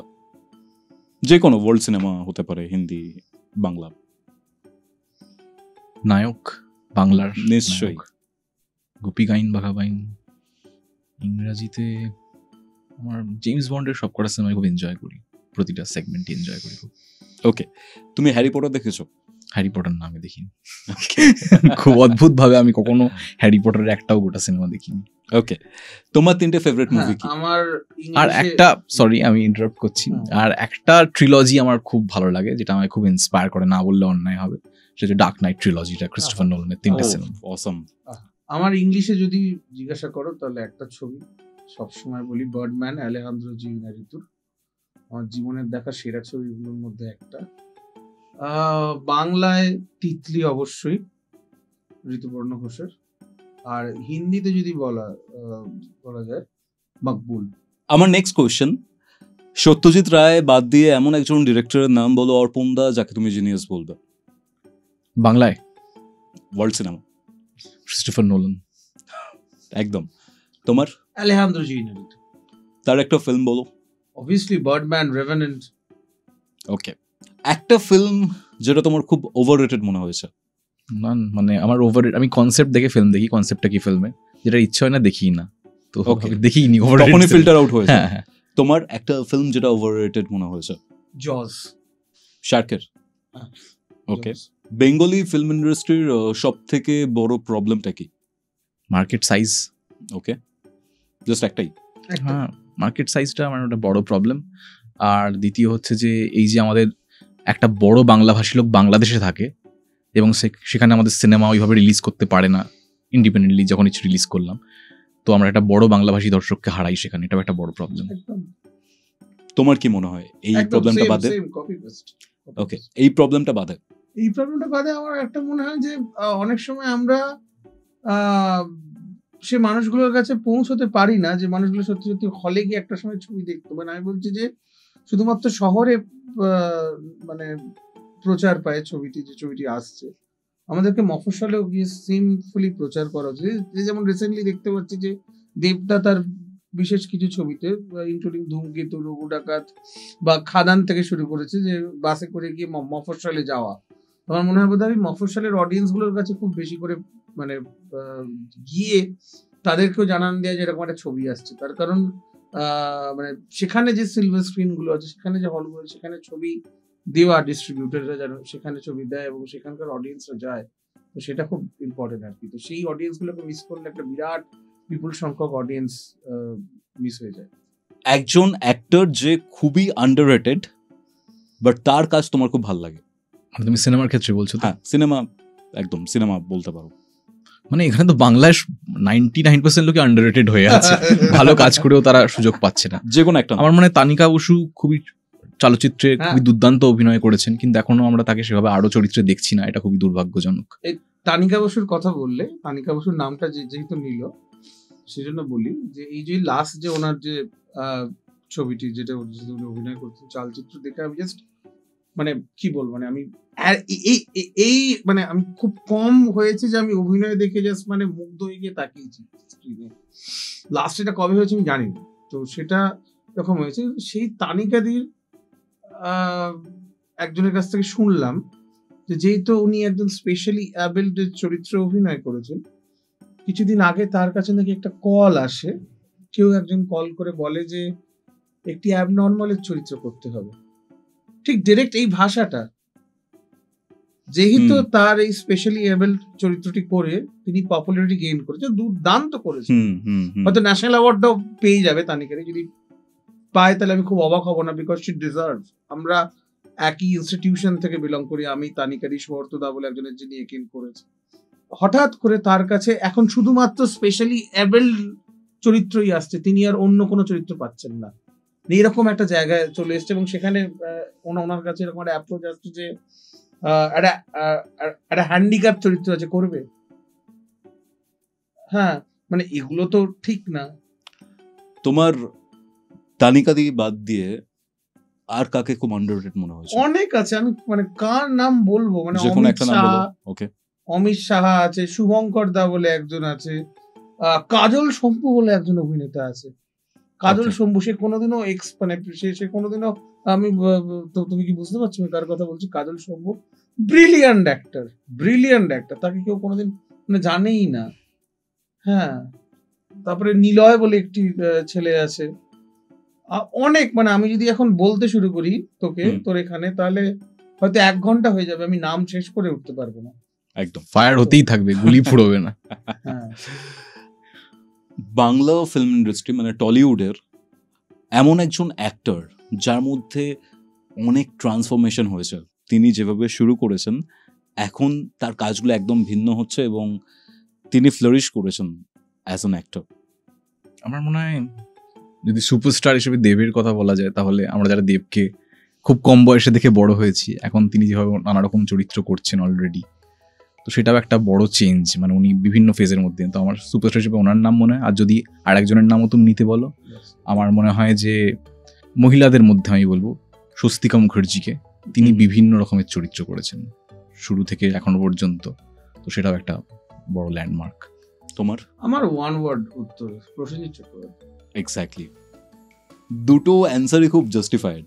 মানে আমি মানে দুজন মানুষের সাথেই মিট করে, এটা হচ্ছে মানুষ প্রসেনজিৎ চট্টোপাধ্যায় এবং অ্যাক্টর প্রসেনজিৎ চট্টোপাধ্যায়। ওই খাকি করতে গিয়ে দুটো মানুষই ব্রিলিয়ান্ট, নিজেকে ভাঙতে পারে, আগের চরিত্র থেকে নিজেকে ভেঙে একদম মানে হাতুড়ি দিয়ে ভেঙে নতুন করে গড়ার চেষ্টা করে, সেটা আমার চোখে দেখা। ওকে, বাংলা সিনেমা হলে গিয়ে দেখা, এই জিনিসটা কি ইন ফিউচার কোনোভাবে কমে যেতে পারে? What do you think? মানে অলরেডি কমে গেছে। ইন ফিউচার কোনোভাবে কি রিভাইভ করতে পারে ব্যাপারটা? রিভাইভ করতে পারে কিনা আমার মনে হয় হ্যাঁ করতেই পারে। একদম। তার জন্য যে সিঙ্গেল স্ক্রিন গুলো বন্ধ হয়ে গেছে, তুমিও জানো আমিও জানি, আমাদের ছোটবেলার অনেক সিনেমা হল বন্ধ হয়ে গেছে, সেগুলোকে রিভাইভ করতে হবে, বললো মার্কেট সাইজটাকে বাড়াতে হবে আমাদের। ওকে, আর রিভাইভ করার ক্ষেত্রে কোন জনরার ফিল্মস বেশি আনা প্রয়োজন আমাদের বেঙ্গলে, সেটা কি মনে হয় তোমার? যেটা আমাদের সংস্কৃতিকে রিফ্লেক্ট করে। 70s 80s তুমি বাংলা সিনেমা দেখো, তুমি বুঝতে পারো যে এটা একটা পার্টিকুলার কালচারের কথা বলছে। সাউথের সিনেমা দেখো, তামিল দেখো একরকম, মালায়ালাম দেখো একরকম কালচার, সেটা কোনো কালচারের কপি নয়। আমরা যত আমাদের কালচারকে নিয়ে যাব মানুষের কাছে, আমার মনে হয় সেই সিনেমাগুলো হিট হবে। ওকে, তোমার কি মনে হয় দেবাশিস? এখানে মানে কোনো আলাদা করে কি উত্তর দেবো, একদম সেম। মানে আমি বলছি যে আজকে আমরা যদি তামিল ছবিতে দেখি, তাহলে ওরা কিন্তু ওদের যে ড্রেস, ওদের যে কস্টিউম, সেটাকে খুব বেশি প্রাধান্য দেয়, লুঙ্গিটাকে খুব বেশি প্রাধান্য দেয়, মাথার উপরে যে ওই সাদা রঙের যে টিকাটা লাগানো থাকে সেটাকে খুব বেশি প্রাধান্য দেয়, বা ওই সাদা রঙের যে ধুতিটা যেটা ওরা পরে যেটা করে। যদি আমরা কান্তারা দেখি, ধানুষকে দেখি, বা বাহুবলী দেখি, বা যে কোনো ছবি দেখি, রজনীকান্তের সো হোয়াট এভার, এখানে আমরা কেন দেখতে পাই না একটা হিরো সে ধুতি পাঞ্জাবি পরে ফাইট করছে? আমাদের তো দেখতে ইচ্ছা করে যে টোপর দিয়ে মারছে, ঠিক আছে? মানে এটা হাস্যকর হলে এটা হয়তো দেখতে চাই, মানে এটা আমাদের কাছে হাস্যকর লাগছে, কিন্তু মানে গ্রামে যে পঞ্চু যে হয়তো চায়ের দোকানে চা খায়, সে হয়তো দেখতেই চায় যে একজন ওরকম বাঙালি বাবু সে বিয়ে করতে যাচ্ছে, যে ধুতি পরে আর ধুতি পাঞ্জাবি পরে সে মারছে, বাঙালি দেখতে চায়। তো তাহলে এই জিনিসটা হলে অডিয়েন্স নিজের, আমি সিনেমা কেন দেখতে যাব? Entertainment. Exactly, you gave my answer. তো আমি সিনেমাটা তখন দেখতে হবে যখন আমি যদি একটা মিডল ক্লাস লোক হই, আর আমাকে দেখতে হবে যে আমাদের ভারতীয় যে জনসংখ্যা, সেখানে কত পার্সেন্ট বড় লোক আছে, কত পার্সেন্ট মিডল ক্লাস আছে, কত পার্সেন্ট গরিব আছে। তো যেহেতু আমাদের কিছুটা হলেও মিডল ক্লাস ফ্যামিলি বা গরিবটা বেশি, গরিব মানুষের সংখ্যা, তো তারা কিন্তু সেই ফিগারটাকেই বড় স্ক্রিনে দেখতে চায়, যারা লার্জার দ্যান লাইফ, বা তারা যেটা পারে না করতে সেটা সে মানে সেটা তো দেখতে যায় আর কি। তো সেখানে যদি একজন আজকে টোপর খুলে মারে, তো সেটা কিরকম একটা দৃশ্য হতে পারে? যদি তামিল যদি, বা ধরো তোমার এই যে আমরা খালি বলি যে তেলেগু ছবি দেখো, বা মালায়ালাম ইন্ডাস্ট্রি আজকে বলিউডকেও টেক্কা দিচ্ছে, যেভাবে আজকে হচ্ছে। নাট্টু নাট্টু গানটা অস্কারে চলে গেছে, ঠিক আছে? ওরা তো পেরেছে, মানে ওরা তো ওদের এই সংস্কৃতিটাকেই তো তুলে ধরেছে। আজকে যখন আমার বক্তব্য হচ্ছে, আমাদের এই ইন্ডাস্ট্রি কিন্তু সপ্তপদী দিয়েছে, আমাদের এই ইন্ডাস্ট্রি কিন্তু পথের পাঁচালী দিয়েছে। আমি বলছি সঞ্জয় লীলা বানসালি, দেবদাস কিন্তু মার্টিন স্করসেসি দেখেননি, ক্রিস্টোফার নোলান দেখেননি, দেখেছেন কিন্তু পথের পাঁচালী। আজকে ক্রিস্টোফার নোলান, মার্টিন স্করসেসি যদি ভারতীয় সিনেমাকে বলেন, বা আকিরা কুরোসাওয়াও যদি বলেন, তাহলে কিন্তু সত্যজিৎ রায়ের ছবির কথা বলা হয়েছে, ঠিক আছে? সত্যজিৎ রায় কোন ইন্ডাস্ট্রির? টলিউড ইন্ডাস্ট্রির, নিশ্চয়ই, ঠিক আছে? তো আমরা এই জায়গা থেকে বিলং করি। কমার্শিয়াল সিনেমা নাকি আর্ট ফিল্ম? Commercial cinema. কেন? কমার্শিয়াল সিনেমার মধ্যে কি ব্যাপারটা বলবো, যে আর্ট ফিল্ম কি আর্ট সবকিছুর মধ্যেই আছে। কমার্শিয়াল বলতে আমরা এটাই বুঝি যে অনেক মানুষ দেখছে, অনেক এমন এলিমেন্ট আছে অনেক মানুষকে টানবে। দিনের শেষে তো মধ্যবিত্ত পরিবারের যারা মানুষ, তারা তো একটা এসকেপ খোঁজে, সেটা যদি সার্ভাইভ করে তবেই আর্ট ফিল্ম সার্ভাইভ করবে। একদম। ওখান থেকে যে উদ্বৃত্ত টাকাটা আসবে, তখনই প্রযোজক চাইবে যে আচ্ছা আমি একটু ট্রাই করি কিছু, তখনই হবে। তো আমার ক্ষেত্রে দুটোই, তখন আমি ওই ভাগাভাগি যাই না যে কোনটা কমার্শিয়াল কোনটা আর্ট, যেটা ভালো লাগবে সেটাই করব। এবার প্রথম প্রশ্ন তোমার কাছে দেবাশিস দা, সেটা হচ্ছে ড্রামা নাকি থ্রিলার? থ্রিলার। তোমার? ড্রামা। ওকে, আরেকবার যাচ্ছি, থ্রিলার নাকি হরর? হরর। তোমার? থ্রিলার। ওকে, ব্যাডস অফ বলিউড দেখেছো? পুরোটা দেখিনি। তুমি? হ্যাঁ। কেমন লেগেছে? আমার বেশি ভালো লেগেছে। আরিয়ান খান কি as a director in future flourish করতে পারেন? তোমার স্টাইল দেখে কি মনে হয়েছে সিনেমাটোগ্রাফি? অবশ্যই পারেন, কারণ বলিউডের যে কমার্শিয়াল কথা হচ্ছিল, এলিমেন্টগুলো উনি খুব কাছ থেকে দেখেছেন, সেটাকে এক্সপ্লোর করেছেন এখানে ব্যাডস অফ বলিউডে। আমার মনে হয় অবশ্যই পারবেন উনি ভবিষ্যতে। ওকে, টলিউড ইন্ডাস্ট্রির এমন একটা জিনিস যেটা তুমি এই মোমেন্টেই চেঞ্জ করে ফেলতে চাও? কাস্টিং ডিরেক্টরস আসা উচিত নেই? না, আমাদের ইন্ডাস্ট্রিতে এই মুহূর্তে কাস্টিং ডিরেক্টর মানে ধরা যাক মুকেশ সাবরার মতো কোনো কাস্টিং ডিরেক্টর বা ভিকি সিদানার মতো কোনো কাস্টিং ডিরেক্টর বা অ্যান্টি কাস্টিং মানে বৈভব বিশান্তের মতো কোনো কাস্টিং ডিরেক্টর নেই, যারা সঠিক চরিত্রদের খোঁজে, সেটা নেই আর কি। সেটা আসাটা খুব দরকার, একটা কাস্টিং এজেন্সি হওয়া খুব দরকার, প্রপার কাস্টিং ডিরেক্টর দিয়ে কাস্টিং গুলো হওয়া দরকার। তাহলে এই যে আমরা বলি যে এই যে অ্যাক্টর্স গুলোর কথা তুই বললি আগে, যে আগে যে যারা আন্ডাররেটেড, তাহলে আর এই শব্দটা উচ্চারণ করতে হবে না, প্রচুর অ্যাক্টর্স আসবে। তোমার কি মনে হয়? রাইটারদের সম্মান এবং তাদের যে প্রাপ্য অর্থ সেইটা আমার মনে হয় সবার আগে বাড়া উচিত এবং তাদের উপর আরো ইনভেস্ট করা উচিত। রাইটাররা কোনোভাবে ডিপ্রাইভড আমার তো মনে হয়, আমি যতজনের সাথে কথা বলেছি তাদের নানা রকম, যারা রাইটার ধরো অলরেডি বলে দেওয়া হয় যে এই নিয়ে গল্প লেখো, আগেই তো ক্রিয়েটিভিটি মেরে দিচ্ছ তুমি। তো ফ্রি হ্যান্ড দাও তাদেরকে আর একটু অর্থ দাও, ব্যাক করো, তুমি 6 মাস ধরে লেখো, আমি 6 মাস তোমার দায়িত্ব নিলাম, কারণ শুটিং করছি তো 15 দিন, তোমার খেলার জায়গা আছে ওখানেই, তাদেরকে সেই সময়টা দাও। তামিল বা সাউথ ইন্ডিয়ান অনেক ফিল্ম রিমেক হয়, আমরা বুঝতে পারি যে এখানে অনেক নতুন নতুন স্টোরি উঠে আসছে যেগুলোকে রিমেক করার মতো অ্যাকচুয়ালি। বাট আমরা যখন সাউথের মুভিটা দেখে নিচ্ছি অলরেডি, বেঙ্গলি যে মুভিটা রয়েছে সেটা দেখার প্রতি অতটা ইন্টারেস্ট থাকে না, কারণ আমি জানি যে গল্পটা কি হতে চলেছে।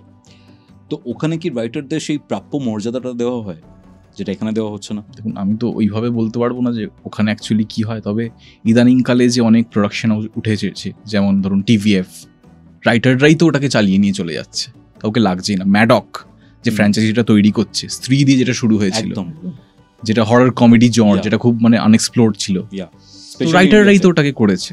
মানে রাইটারদের সম্মান দিতেই হবে, না হলে ইন্ডাস্ট্রি হতে পারে। মেকাররা, ডিরেক্টর, রাইটাররাই একটা ইন্ডাস্ট্রিকে চেঞ্জ করে, অ্যাক্টররা কিন্তু নয়। সত্যজিৎ রায় কি সেখানে একটা ভালো উদাহরণ, যিনি ডিরেক্টরও ছিলেন, রাইটারও ছিলেন, তাই জন্য এরকম মুভিসগুলো আমরা পেয়েছি। প্রত্যেক বড় ডিরেক্টরই রাইটিং ইনভলভ থাকেন, মানে পৃথিবীর যে কোনো জায়গায় আপনি দেখুন, তো সেটা হবেই, মানে অস্বীকার করার কোনো জায়গা নেই। ওকে, লাস্ট একটা কোশ্চেন করব, লাইফে কখনো কোনো প্যারানর্মাল অ্যাক্টিভিটি, ভূত এইসব কিছু দেখেছো? তুমি দেখো? আমি পরিষ্কার বলি, যেটা আমার হয়তো একটু র্যাপিড ফায়ারের থেকে বড় হয়ে যাবে আনসারটা, আমি নন বিলিভার, মানে আমি ঈশ্বর বা ভূতে বিশ্বাস করি না। তবে আমার যেটা মনে হয়, আমি কাউকে বাধাও দিই না যে বিশ্বাস করছে, কারণ পৃথিবীতে অনেক কিছু আছে যেগুলো এখনো এক্সপ্লেনেশন পায়নি। এই সৌরজগতে এমন অনেক জায়গা আছে, মানে বেশিরভাগটাই আমরা জানি না, জানি যতটুকু তার চেয়ে বেশি জানি না। এক্স্যাক্টলি, যত জানছি আরো বুঝতে পারছি জানি না। তো এই ভূত বলো বা যা কিছু বলো, সেটা এক্সপ্লেনেশন খোঁজার চেষ্টা করেছি। মানে এই লাইট বাল্ব মাইকের আগেও ভূত চলে এসেছে, প্রতিটা লোককাহিনীতে প্রতিটা জাতির আছে ভূতের কথা, তো আমরা ভবিষ্যতেও থাকবে যতদিন না আমরা সেগুলো জানতে পারছি। মানে আনএক্সপ্লেনড। তোমার কি মনে হয়? আমার ক্ষেত্রে আমি বিশ্বাস করি, আমি ভগবানেও বিশ্বাস করি, আবার ভূতেও বিশ্বাস করি। মানে দেখো, ভগবানকে বিশ্বাস করলে তোমাকে ভূতে বিশ্বাস করতেই, হ্যাঁ, আর ভূতকে বিশ্বাস করলে তোমাকে ভগবানেও বিশ্বাস করতে। তো আমি এটাতে বিশ্বাসী, মানে দুটোতেই আমি বিশ্বাসী, ভগবান শয়তান দুটোতেই। তো আমার ক্ষেত্রে যেটা হয়েছিল সেটা হচ্ছে, মানে আমি দেখিনি কখনো, কিন্তু এটা ওই একটা নেগেটিভ এনার্জি বা কিছু যে ফিলিংস, এটা হয়েছে একবার। কি হয় যে তখন আমি একটা শুট করি, একটা সিরিয়াল করতাম আমি, খুবই সামান্য দিনের জন্য, মাইথোলজিক্যাল সিরিয়াল একটা, কি সেটা নাম নিচ্ছি না, কোন স্টুডিও সেটাও নাম নিচ্ছি না, তখন সেটা খুব বড় স্টুডিও একটা। তো আমার গরমকাল, সেই সময় আমি একটা অদ্ভুত ভয়ঙ্কর মেকআপ করতাম। তো আমার মুখের উপরে তুলো বসানো হতো, এখানে দুটো কান তৈরি হতো। তো সেই মেকআপ রুমে অদ্ভুতভাবে 8:30টার পর আমাদেরকে বাড়ি পাঠিয়ে দিত। মানে খুব মানে 8:30, 9:28 তো প্যাক আপ টাইম ছিল, 8:30 বাজলেই আমাদের ব্যাগপত্র নিয়ে সব নিচের যে জায়গাটা আছে সেখানে রেখে দিত, এবং আমরা রীতিমতো মানে গ্রাউন্ড ফ্লোরে একটা কাঁচ হলো, একটা খুব মানে খুবই বিলি বিচ্ছিরি একটা ঘর ছিল, সেখানে আমরা কোনো রকমের মেকআপ টেকআপ তুলে বাড়ি ফিরতাম। এটা 7 দিনের একটা ট্র্যাক ছিল। আমার সঙ্গে আর একজন অভিনেত্রী ছিলেন, আমার যিনি সহ অভিনেত্রী। তো একদিন আমরা খুব রেগে গেলাম, আমাদের একজন খুব নামকরা প্রোডাকশন ম্যানেজার আছে, তাকে আমরা বললাম যে এটা যদি হতে থাকে তাহলে কিন্তু আমরা আর্টিস্ট ফোরামে কমপ্লেন করব, যে আমরা তো এই এই এপিসোডের মূল দুটো কাস্ট, তো যখন 8:30 বেজে যাচ্ছে তাহলে আমাদের ওপরের মেকআপ রুমটা দেওয়া হচ্ছে না কেন? তাহলে আমরা কেনই বা মানে আমরা এরকম ভাবে এতটা মেকআপ তুলতে হচ্ছে, না নারকোল তেল নেই, না ক্লিনজিং মিল্ক নেই, না কিচ্ছু নেই যেখান দিয়ে আমরা মেকআপ তুলবো বা করবো। তো উনি কিছু বলতেন না, একটা প্রবলেম আছে ওপরের, তো বুঝতেই পারছো এটা তো প্রাইভেট স্টুডিও, হ্যান ত্যান। উনি একটা উদ্যোগী কিছু একটা বলে কয়ে উনি কোনো রকমের মানে সেই পালিয়ে যেতে পারলে বাঁচে এরকমের। তো একদিন আমরা বললাম যে না, মানে এটা হয়েছে আমি বলছি 5 নম্বর দিন না 6 নম্বর দিন, মানে শেষের একদম আগে। হ্যাঁ, শেষের একদম আগের দিন আর কি। আমি না, আজকে আমাদের প্রচুর সিন আছে। আজকে সকাল 8টা থেকে কল টাইম ছিল, সকাল 8টা থেকে রাত 9টা পর্যন্ত কল টাইম। তো আজকে আমাদের কিন্তু মেকআপ রুমটা লাগবে।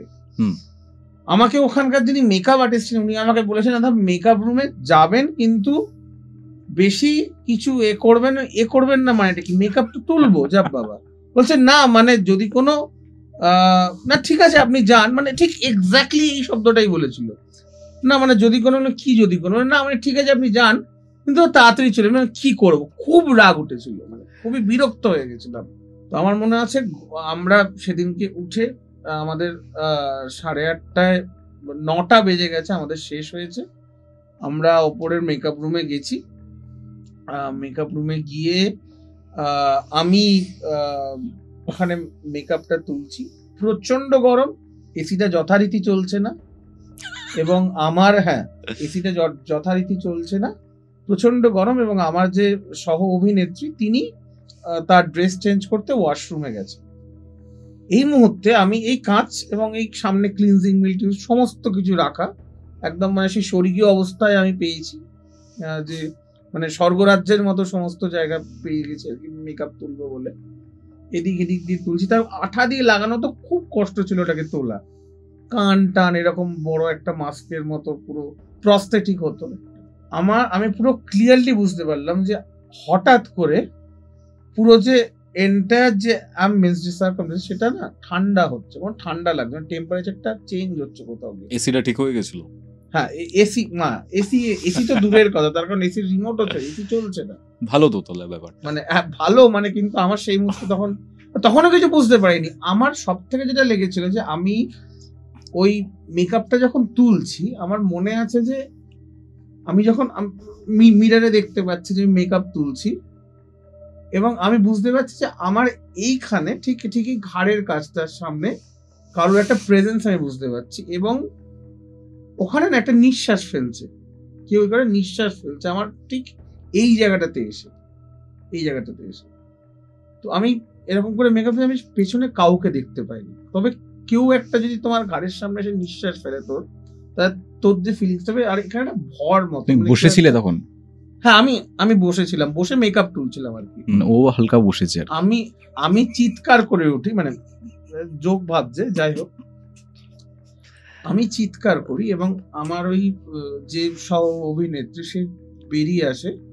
আমি আর এক মুহূর্ত থাকতে পারি, বুঝে যায় আমি নিচে নাবি, ততক্ষণে আমাদের সহঅভিনেত্রীকে ফেলে না আমরা একসাথে নাবি, নেবে নিচে যখন যাই ততক্ষণে আমাদের যে প্রোডাকশন ম্যানেজার, যার সাথে আমি এতদিন বিরাট বিতর্ক করেছি, যাকে বলেছি আর্টিস্ট ফোরামে কমপ্লেন করে দেবো, হ্যান করে দেবো, সে আমাকে কিছু না বলে জাস্ট গাড়ির গেটটা খোলে, আমি ঢুকে যাই, আমি কিছু বলার চেষ্টা করি, উনি কিছু বলেন না, আমি চলে যাই বাড়ি। মানে মেকআপটা অর্ধেকটা রিমুভ করেছিলে? কিচ্ছু রিমুভ করা হয়নি। ওই অবস্থায় দেখলে তো যে কেউ ফেন্ড হয়ে যেতে পারতো। না ফেন্ড না, ওকেই ভূত ভেবে নিয়েছে। এক্স্যাক্টলি, মানে আমি বলছি যতটা হাস্যকর লাগছে তার থেকে খুব বেশি ভয়ঙ্কর বিষয়। আমরা একটা হরর বিজিএম দিয়ে দেবো এখানটাতে, হাস্যকর লাগবে না। আমি বলছি যে মানে স্টুডিওটার নামটাও আমি নিতে পারবো না, তার কারণ মানে নেওয়াটা উচিত হবে না, তার কারণ ওটা খুবই পপুলার স্টুডিও, রুবির পেছন দিকে।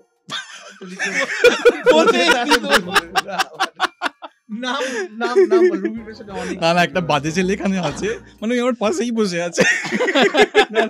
রুবির পেছন দিকে অনেক স্টুডিও আছে, ঠিক আছে? হ্যাঁ, রুবির পেছন দিকে অনেক স্টুডিও আছে, কিন্তু যাই হোক মানে একটু প্রবলেমেটিক। পরের দিন শুনেছিলাম যে এই জন্যই উনি ওপরে যেতেন, তার কারণ এরকম প্রবলেম হয়। এবং তারপরে আমি শুনেছিলাম যে একজন বিখ্যাত অভিনেত্রী, তিনি এখন আর অভিনয় জগতে নেই, একসময় তিনি খুব নামকরা অ্যাঙ্কার ছিলেন একটা বিরাট পপুলার চ্যানেলের, সঙ্গীত বাংলা। নাম বললে বলে দাও, না বলে তুমি আরাম ডিটেলে যেও না। না না না, নাম তো বলছি না, তিনি এখন অভিনয় করেন না। ওকে, তিনি ওই পার্টিকুলার সিরিয়ালে লিড করতেন আর কি। তো ওনারও নাকি এরকম হয়েছে, তারপর থেকে উনি সিরিয়ালটাই ছেড়ে দেন। ওকে, তো এটা এই জিনিসটা হয়েছিল। ওকে। একটা আনুষঙ্গিক প্রশ্ন রয়েছে, এই যে ধরো তোমার মনে হচ্ছিল যে তোমার পিঠের বা কাঁধের কাছে এসে কেউ নিঃশ্বাস ফেলছে, খুব ভারী একটা ব্যাপার অনুভব করছো, তোমার মনে হয়নি যে সে তোমাকে লাভ বাইট দিতে এসেছিল? ও অত উঁচু জায়গায় নিজেকে দেখে না, এক্সপেকটেশনই নেই ওর। এসছে মানে কামড়াতেই এসছে, লাভ বাইট ফাইট না, জাস্ট গাড় থেকে মাংসটা তুলে নেবে। প্রেম করতে আসে মানে, সে যদি এখন আসে তাকে বলতাম ভাই সামনে 5 তারিখ আগে হলে যাও, যে সিনেমাটা দেখো রাতপাড়ায় একদমই তাই। এখন আমি সেটাই বলবো। বাইটের থেকে আমার মাথায় আর একটা প্রশ্ন এলো, সেটা হচ্ছে আমরা আমাদের আড্ডার একদম শেষ পর্যায়ে চলে এসেছি। সো তোমার ফেভারিট খাবার কি? ফেভারিট, আমার মাটন খেতে খুব ভালো লাগে, বাড়ির মাটনটা, নট দোকানের মাটন। ফার্স্ট টাইম কোনো অ্যাক্টরকে বলতে শুনলাম যে মাটনটা খেতে ভালো লাগে। তোমার? আমার লুচি আর মাংস। কি মাংস? চিকেন। আমি আবার Mutton মাটন খাই না। একদমই ফেভারিট না। ওকে। অ্যাপেল না অ্যান্ড্রয়েড? আমি অ্যাপেল ইউজ করছি, ভালো লাগছে। তার দুটো কারণ আছে, এক হচ্ছে এই সেটটা এরকম হাত, আমার খুব হাত থেকে পড়ে যায় কিছু নেই, দেখবে ফোনটা দেখলেই বুঝতে পারবে, তো সেটাও ঠিক থাকে, স্ক্রিন ফিন ড্যামেজ হয়ে যায়। আর আমি খুব হারিয়ে ফেলি ফোন, ট্র্যাক করা খুব সুবিধা অ্যাপেলে, যারা ইউজ করে জানে, তো এই কারণে অ্যাপেল। ওকে। তোমার? স্যামসাং। অ্যান্ড্রয়েডের জায়গায় স্যামসাং এর প্রমোশন আমরা করে দিয়েছি, ঠিক আছে। আর অর্পণদা, জিম করো? জিম বলতে আমি ফ্রি হ্যান্ড এক্সারসাইজ অনেক করেছি ইদানিংকালে, নিজের বাড়িতে একটা ছোট সেট আপ করেছি জিমের, weight exercise, bench, dumbbell, pull up bar, তো ওগুলো এখন করার চেষ্টা করছি। মানে একজন অ্যাক্টর হতে গেলে ফিজিক্যাল ফিটনেস কতটা ইম্পর্ট্যান্ট? এই ক্ষেত্রে আমি একটা পয়েন্ট তুলবো যেটা আমার খুব খারাপ লাগে অনেক সময়, অনেকে বলেন হ্যাঁ 6 প্যাক করে চলে এসেছি অভিনেতা হতে, এটা বলে, অ্যাকচুয়ালি 6 প্যাক করা এবং মেনটেন করা খুব কঠিন। একদম তাই যারা 6 প্যাক করে তারা not an easy job to do. আর তুমি মেনটেনের কথা বললে, যেটা হচ্ছে আমার মনে হয় যেটা সুষম আহার, যে আমি অ্যাক্টিভ থাকবো, সারাদিন ক্লান্ত হয়ে যাব না, সারাদিন ধরো আমি 3টে কাজ করছি, এইটা মেনটেন করা, সুস্থ থাকা। কারণ আমার কাল কাজ হবে, জ্বর এসে গেল, মুশকিল, একটু ঠান্ডা লেগে গেল মানে জ্বর এসে গেল, সেই জায়গা থেকে ফিট থাকা উচিত, মানে একটা নিউট্রাল ফিজিক রাখা উচিত একটা অ্যাক্টরের। তোমার? সেম। আমি পার্সোনালি জানি তুমি একটা সময় প্রচন্ড জিম টিম করতে, ঠিক আছে, এবং তোমার 6 প্যাকস আরেকটু হলে হয়ে যেতে পারতো, বাট সেখান থেকে দেবাশিস দা, তোমার কি মনে হয় ফিজিক্যাল ফিটনেস কাস্টিং এর ক্ষেত্রে কতটা ইম্পর্ট্যান্ট, বা ফিজিক্যাল মানে একটা সুন্দর ফিজিক কাস্টিং এর ক্ষেত্রে কি অ্যাডেড কোনো বেনিফিট দেয়?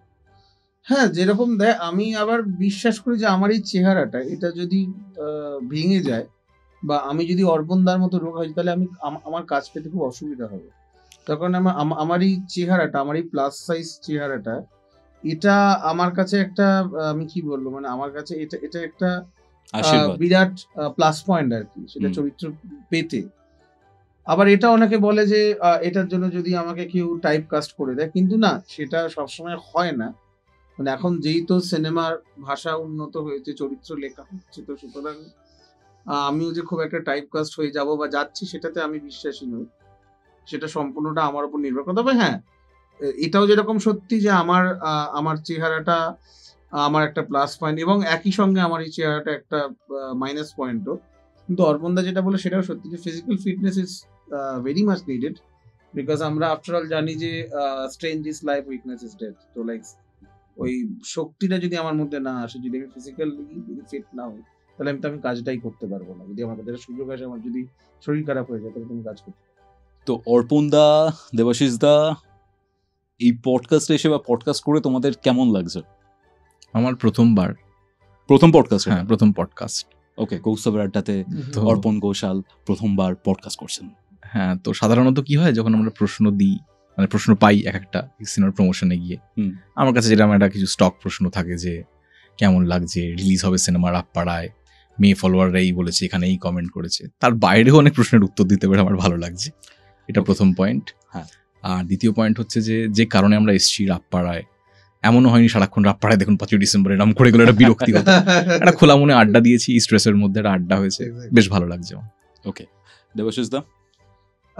আমার কাছে এটা ফার্স্ট পডকাস্ট নয়, এর আগে আমি একটা পডকাস্ট করেছি, কিন্তু এতটা গুছিয়ে বা এতটা অর্গানাইজড ভাবে পডকাস্ট আমার ফার্স্ট টাইম।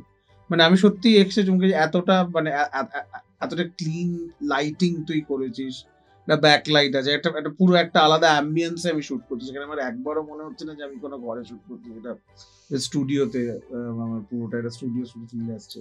এবং অর্পণদা যেটা বললো যে সারাক্ষণ আমরা রাপ্পা দেখবেন 5ই ডিসেম্বর রাপ্পা দেখবেন, আমি করিনি। ইনফ্যাক্ট ভূতের কথাও আলোচনা হতো, আমরা বলেছি ভূত এলেও রাপ্পা দেখাবো, ঠিক আছে? তো এবং আরো অনেক, মানে আমি বলছি অনেক কিছু আলোচনা হচ্ছে। ইনফ্যাক্ট আমি অনেক কিছু শিখতে পারলাম, অর্পণদা অনেকগুলো কথা বললেন, সেগুলো থেকে আমার বেশ ভালো, অনেক কিছু অজানাকে জানলাম। তো সেটা আবার অর্পণদা হয়তো পার্ট স্কুলে অর্পণদা ডিনারটা করিয়ে দিও। এখানে আমি একটাই কথা বলবো, 5ই ডিসেম্বর রাপ্পারায় অ্যান্ড fullstop.com রিলিজ করছে। আপনারা সবাই হলে গিয়ে দেখুন, ওটিটির জন্য ওয়েট করবেন না। কারণ আমার যেটা মনে হয়, একটা সিনেমাকে একটা এত বড় স্ক্রিন যা জাস্টিফিকেশন দিতে পারে বা যে ফিলিংসটা আপনাদেরকে প্রোভাইড করতে পারে, সেটা কিন্তু আলাদাই একটা এক্সপিরিয়েন্স দেয়, একটা সোশ্যালাইজ করার জায়গা এটা।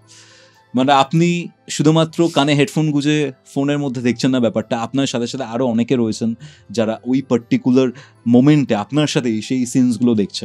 অ্যাভেঞ্জার এন্ড গেম যদি আমরা শুধু ফোনে দেখতাম, সবার সাথে সিনেমা হলে গিয়ে না দেখতাম, তাহলে আমরা ওই পুরো এক্সপিরিয়েন্সটাকেই মিস আউট করতাম। যখন ক্যাপ্টেন আমেরিকা থরের হ্যামারটা তুললো, সেই সময় যে চেল্লানোটা, সেই সময় যে সিটি মারাটা, ঠিক আছে, সেইগুলো হলে না গেলে কিন্তু মিস করবেন।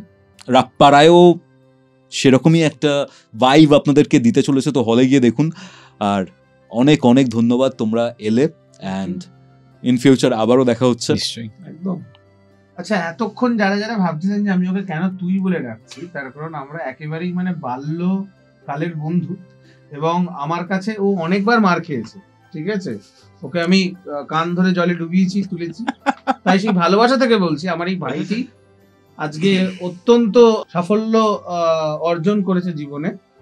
তার একটি চ্যানেল অলরেডি বিপুল জনপ্রিয়তা লাভ করেছে, কিউরোফাইট। তার আরেকটি চ্যানেল কৌস্তবের আড্ডা, যেখানে আমরা এসেছি আজকে। সেই চ্যানেলটি আপনারা অবশ্যই সাবস্ক্রাইব করুন এবং এই ভিডিওগুলো দেখুন, ভিডিওগুলো লাইক করুন, ভিডিওগুলো শেয়ারও করুন, ঠিক আছে? বাকিটা অর্পণদা, মানে আমার রাপ্পা বলবো। আসলে এখন তো কথা বলার, কথা শোনার এই পুরো পরিসরটাই কমে যাচ্ছে, আর মানুষের কথা শুনতেও ভালো লাগে। মানুষই মানুষকে টানে আমার মনে হয়, যতই ভিএফএক্স আসুক, যাই আসুক, মানুষ সিনেমা হলে মানুষকে দেখতে আসে। তেমনি এখানে ওই যে দুটো মানুষের, তিনটে মানুষের কথা হলো, এরকম আরও আড্ডা আপনারা শুনতে চাইলে আপনারা সাবস্ক্রাইব করুন ওর চ্যানেল, দেখুন, ওকে ফলো করুন। এবং আমার মনে হয় এই উদ্যোগগুলোর পাশে থাকা জরুরি, কারণ নাহলে কথা যদি সোসাইটি থেকে কমে যায়, তাহলে সোসাইটি এগোয় না, একা হয়ে যায়।